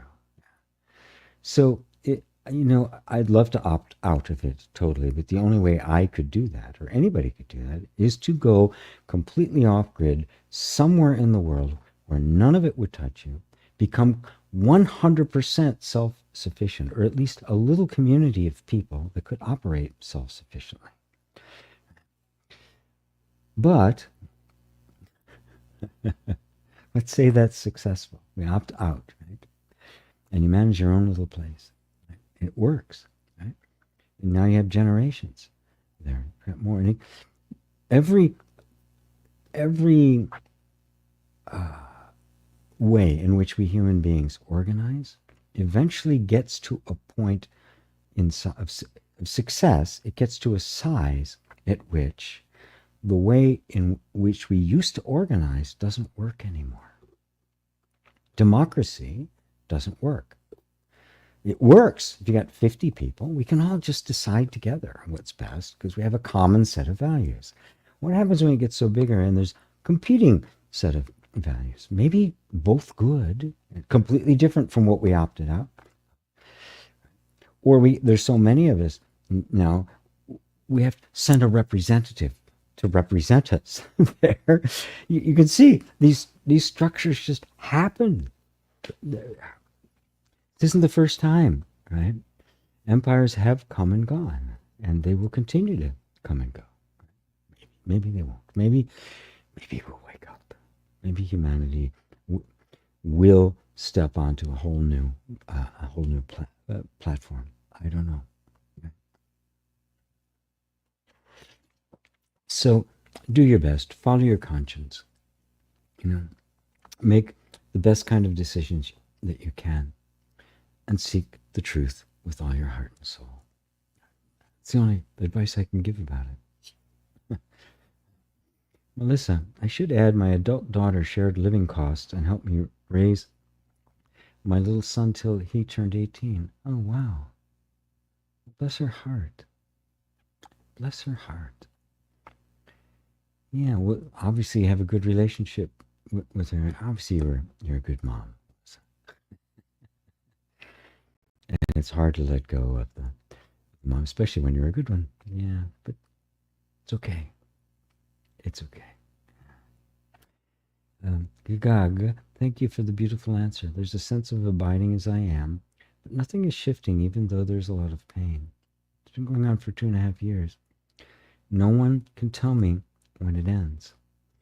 Is staying as I am something real, or is it just a way for me to escape? No one can tell when it ends. How about now?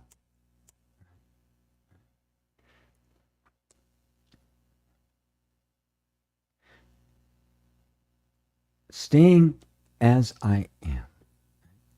If you are truly, with all your heart, attempting to stay as I really am, right, which is just this place, this that I brought on all my meditations that I work with people, is that to come to this place, which is real.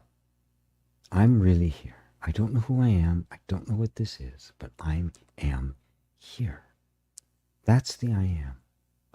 And that's the I am that is not identified with. It's not I am this or that. It's just I am all by itself. Now that's not unreal. That's very real. And it's not an escape because it's real. From here, I can sit and look at the pain. I can look at the fact that nothing has shifted up there. And I can notice, I've been really wanting things to shift. So I have become a person who thinks their freedom and happiness lies in making circumstances different than they are. I see that identification and that person who wants that. I see that too from this place of the I am. The I am isn't concerned about whether the pain is going on for 2.5 years, when it's going to end. It's not concerned about it. Not at all. It's pure witnessing.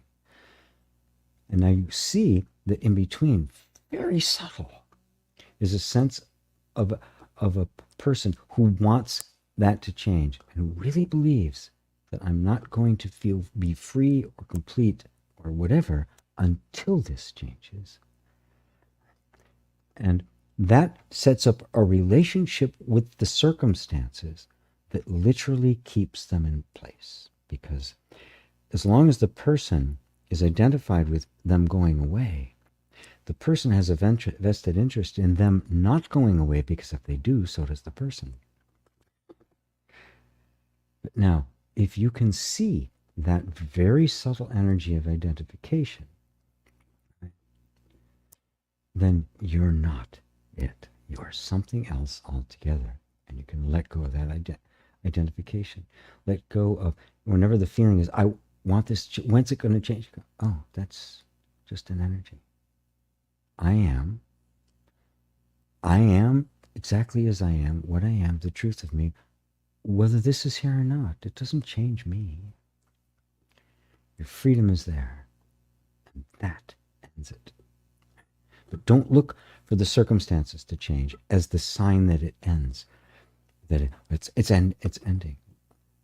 They will, but see, the end is when I recognize it's not me. That's the real end. That real end will eventually manifest itself, because those circumstances, however painful, cannot sustain themselves. They do not have their own energy. They must draw the energy of their perpetuation from that which is identified with it. The energy of you is what sustains it. Takes that away, and they will, like a fan that's been unplugged, and it will stop. Doesn't have to take a long time. It's not years, just.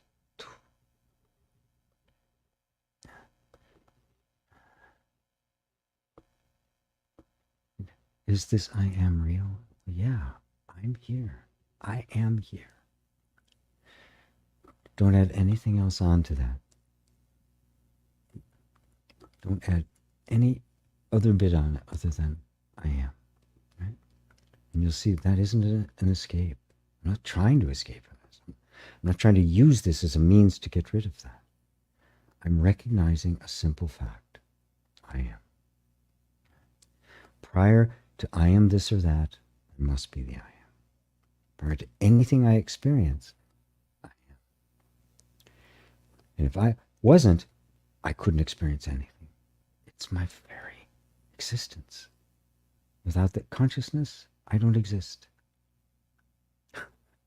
It is my very existence. That is where I am. Just stay there. Abide there. The rest will take care of itself. Does that help? If I said your name right, if I didn't, I'm sorry. Thank you, G. This really helps. The couch story. How did you handle the couch being covered in peanut butter? I knew that would get the parents' attention here. Well, fortunately, I had the insight to before I had the couch delivered, I paid extra to have it, some kind of treatment they put on it, right? So it was a lot less work to get the peanut butter off. It still took some time, for sure.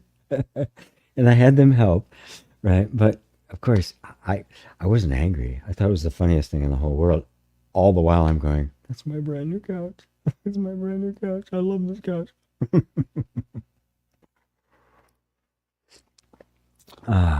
Yeah, thank you for your answers today. But GM, can we live in this physical body and mind without any concept, without any kind of self-concept? We do it all yeah, of course we can. The body functions without it. Does your body have a self-concept, or is it all in the mind? Does your dog function? He doesn't have a cat or gerbil or whatever. If you have a pet, it doesn't have a self-concept. Very well. Yeah, that's the mind saying, no, you can't get along without me. You got to have an ego. How are you going to survive? Right? Because to the mind, living without identity is just void. There's nothing there. But the reality is that you are there, right? And that the real you is not a concept, and that the functioning of life goes on without any sense of identity. The identity is nothing but a concept of the mind laid on top of, projected onto that which is already happening. It is the mirage in a desert. The desert is there. The mirage is not. It's the snake in the rope, seen in the early morning light. There's no snake there. There is a rope. The snake is a projection.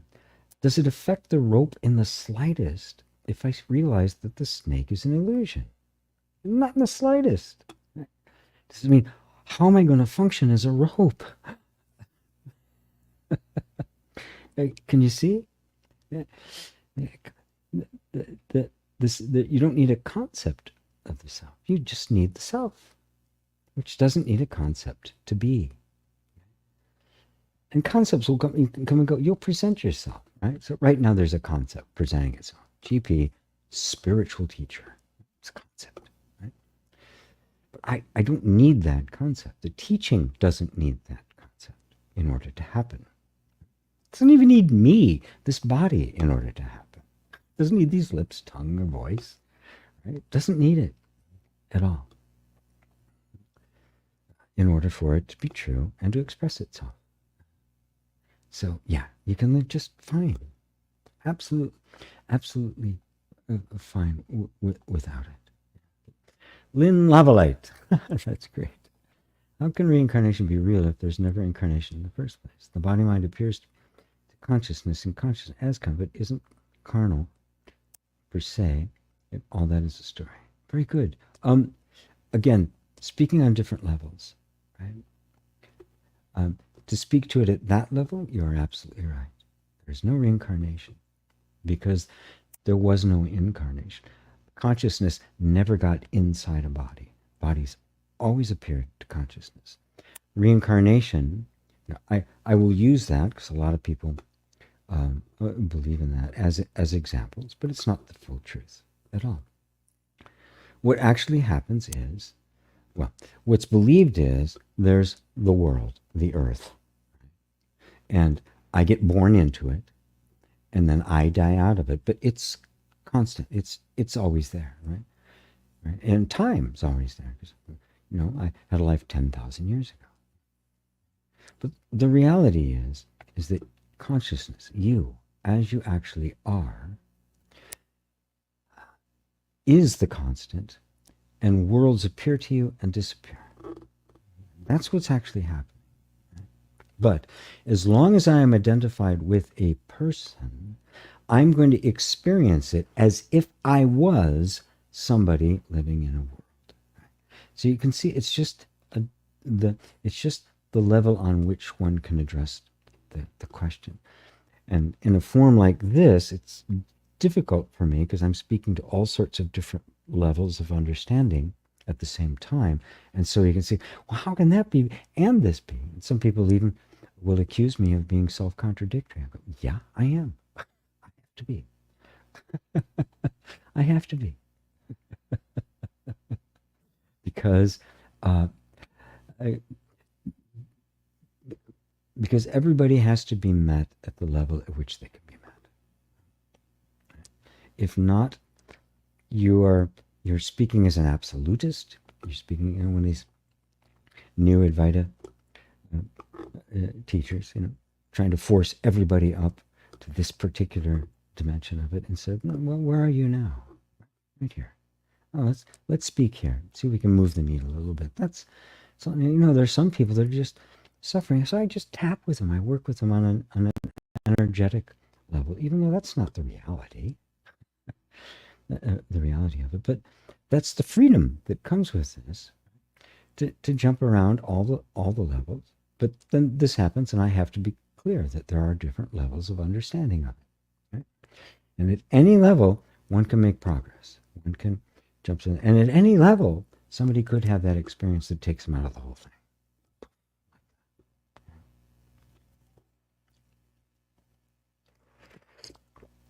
Is it selfish for wanting peace when people are suffering all around the world? No, absolutely not. But you need to be the peace, find that peace. Right? And you have to, right? Because otherwise we'll be arguing forever about what are the conditions of peace. That means no wars and equality and justice and all of that. But those are all concepts. They're all human inventions that we all disagree on what it is. What's just? Right? What does it mean? What does legal equality mean? Right? What does it mean? Erasing all differences? Right? Does it mean, I can make peace with people who have practices that, from my perspective, are totally barbaric? Right? Can I make peace with a culture that thinks that that female castration is good and that God wants it? That is cutting off the woman's clitoris. And there are practices going on right now where they do that, and it's part of the culture, and the women think it's an honor. They should be doing that. Can I find peace with that? I can't. I can't do that. Humanly, I can't do it. And there's just no way, as long as we are dominated by ego and that personal sense of identity, there's no way for peace to come on this earth. It can't. Because it's always going to be a limited perspective arguing against another limited perspective and trying to get control of it. There's no way out except in. Find it. There's no ideal system for society, but individual bettering is possible. Maybe it should be an ideal system because it should, it should be imposed, and that's not ideal. Yeah, that's, you can see it's an unsolvable dilemma. So you turn within, find the truth in yourself, find the peace that is not moved by the circumstances around it. And then you become powerful. Because everybody wants that. They think they're going to find it through some political theory or some idea or some organizational thing. They think it's going to be found there. Right? They don't know that it isn't. But if you find it and you exude that, you have the answer. You are the answer. You are the living embodiment of that answer. And those whose hearts are ready and open will see it and want it and come to it and love it. Gee, I would have been livid and realized later that maybe I overreacted, and then tell myself to handle it better next time, and next time comes the same thing. It's all such a good life. It's all good, such as life. I know over time their understanding will change, and I'll look back at these. Yeah, you will. You'll look back and go, oh my God. Got to redo it again. Yep, you will. Lynn Lavala, oh, thank you so much. Really helpful. Oh, you're very welcome. Great. Satsang Ji, love you. Love you too, Mary. Eva, thank you. David and Elaine, thanks to you. And Eva, good. Good. I hadn't managed to eat a little bit of something before I started satsang today, so I'm not running off to be to lunch as I have in the past. Beautiful time. Yeah. So, I exhausted you all, huh? At least the questions, maybe not you. So, let's let it go for now. But remember, just remember,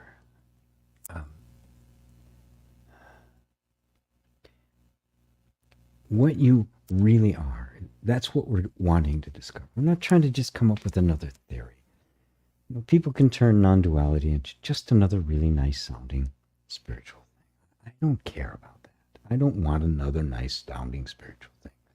I want to know what's true. Because only that will not change. Only that will be dependable. I can only find peace there. Because it's not going to change on me.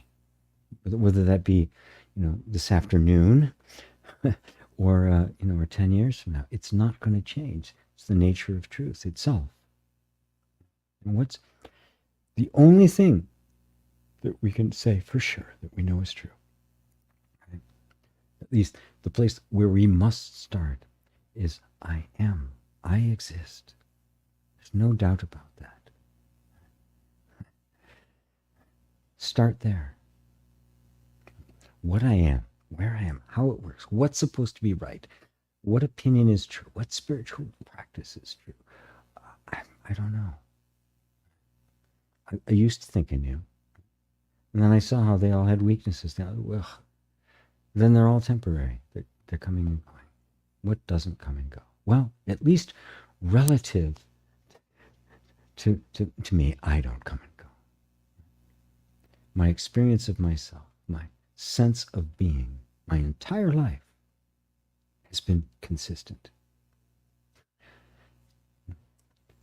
I did this yesterday, Wednesday. Somebody, a similar kind of thing. Imagine yourself living in a past life. Believe it or not, just imagine yourself living in a past life. No knowledge of the life you're living right now, or any before that, but you're in that. And let's say during that, we met up, not on YouTube, right? And we did that very same exercise. Just set everything aside, your whole life. Maybe you're a king, maybe you're a peasant, right? Just set it all aside. You're asking what you'd like to be, do. Right? What would your experience be? Would it be any different than what we did just than doing it together just now. Could be any different. Would you experience anything different?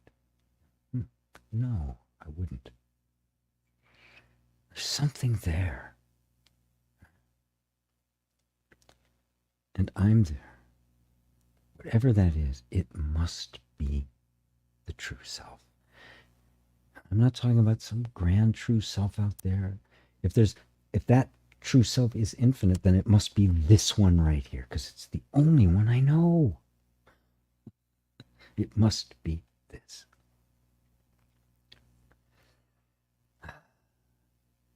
It must be me.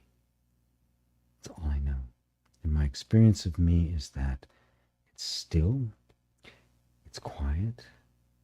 When I'm not identified with something, when it's just before any of that, without the conditioning, just quiet, still. It has no inherent ambition, yet it's not. It's empty, yet it's not vacuous. It's silent, it's not dead. It's not moving, but it's quite alive. If we spend enough time just exploring that thing that seems like it's nothing at all, it's just this my own presence, my own existence, maybe there's more there to be found than we realize. Maybe there's way more there to see. And we just have missed it because we haven't looked at it. We haven't given it any time.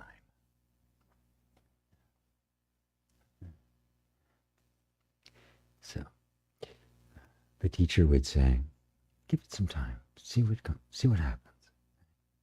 Just watch, make sure you don't start identifying with something, but try to keep your attention on just being that. It doesn't even require any effort. It's just there. And if it would be this, have been the same in a past life, that means it'd be the same in the future life. It means it's not changing. Maybe that's the truth that doesn't change. I am. Good place to start. Rise again. You're the embodiment of peace and wisdom. Thank you for sharing this vibration. Thank you, Rise. What is the easiest way to donate to you? Not sure about joining a monthly subscription. Want to send something your way? Thanks. Buy me a coffee. Buymeacoffee.com. I may actually, I even have a link here for you. One quick second. Let me see. Yeah, there it is. There you are. You can go either one of those two, right? Patreon obviously is recurring. Right? But those guys will get you to coffee is you buy me a coffee. They do it. It's basically $5 for a latte. So you can make donations in increments of $5 for however much you can do. I love the subscription service, the Sangha, because it is $47 a month, but I meet like this only on Zoom, so I can interact more 4 times every Wednesday, 4 times a month, and it usually goes on for a couple hours like this. And it gives me an opportunity to really dive in. So I really like it. And it gives me some steady income, which is nice. If this was 1,000 years ago in India, you'd all be bringing me rice and chickens and goats and fruit and stuff. And that'd be good too. That would be good too. So, yeah. That'll do it. Back to God. Thank you, Baba. Beautiful satsang. Love being here with you. Let's get curious. Namaste. Love being here with you. Oh, dear. Yeah. All right. Thank you all. I do love you.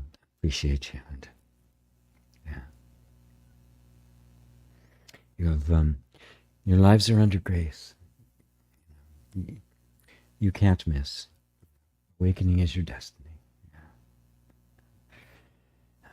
Bye, everybody.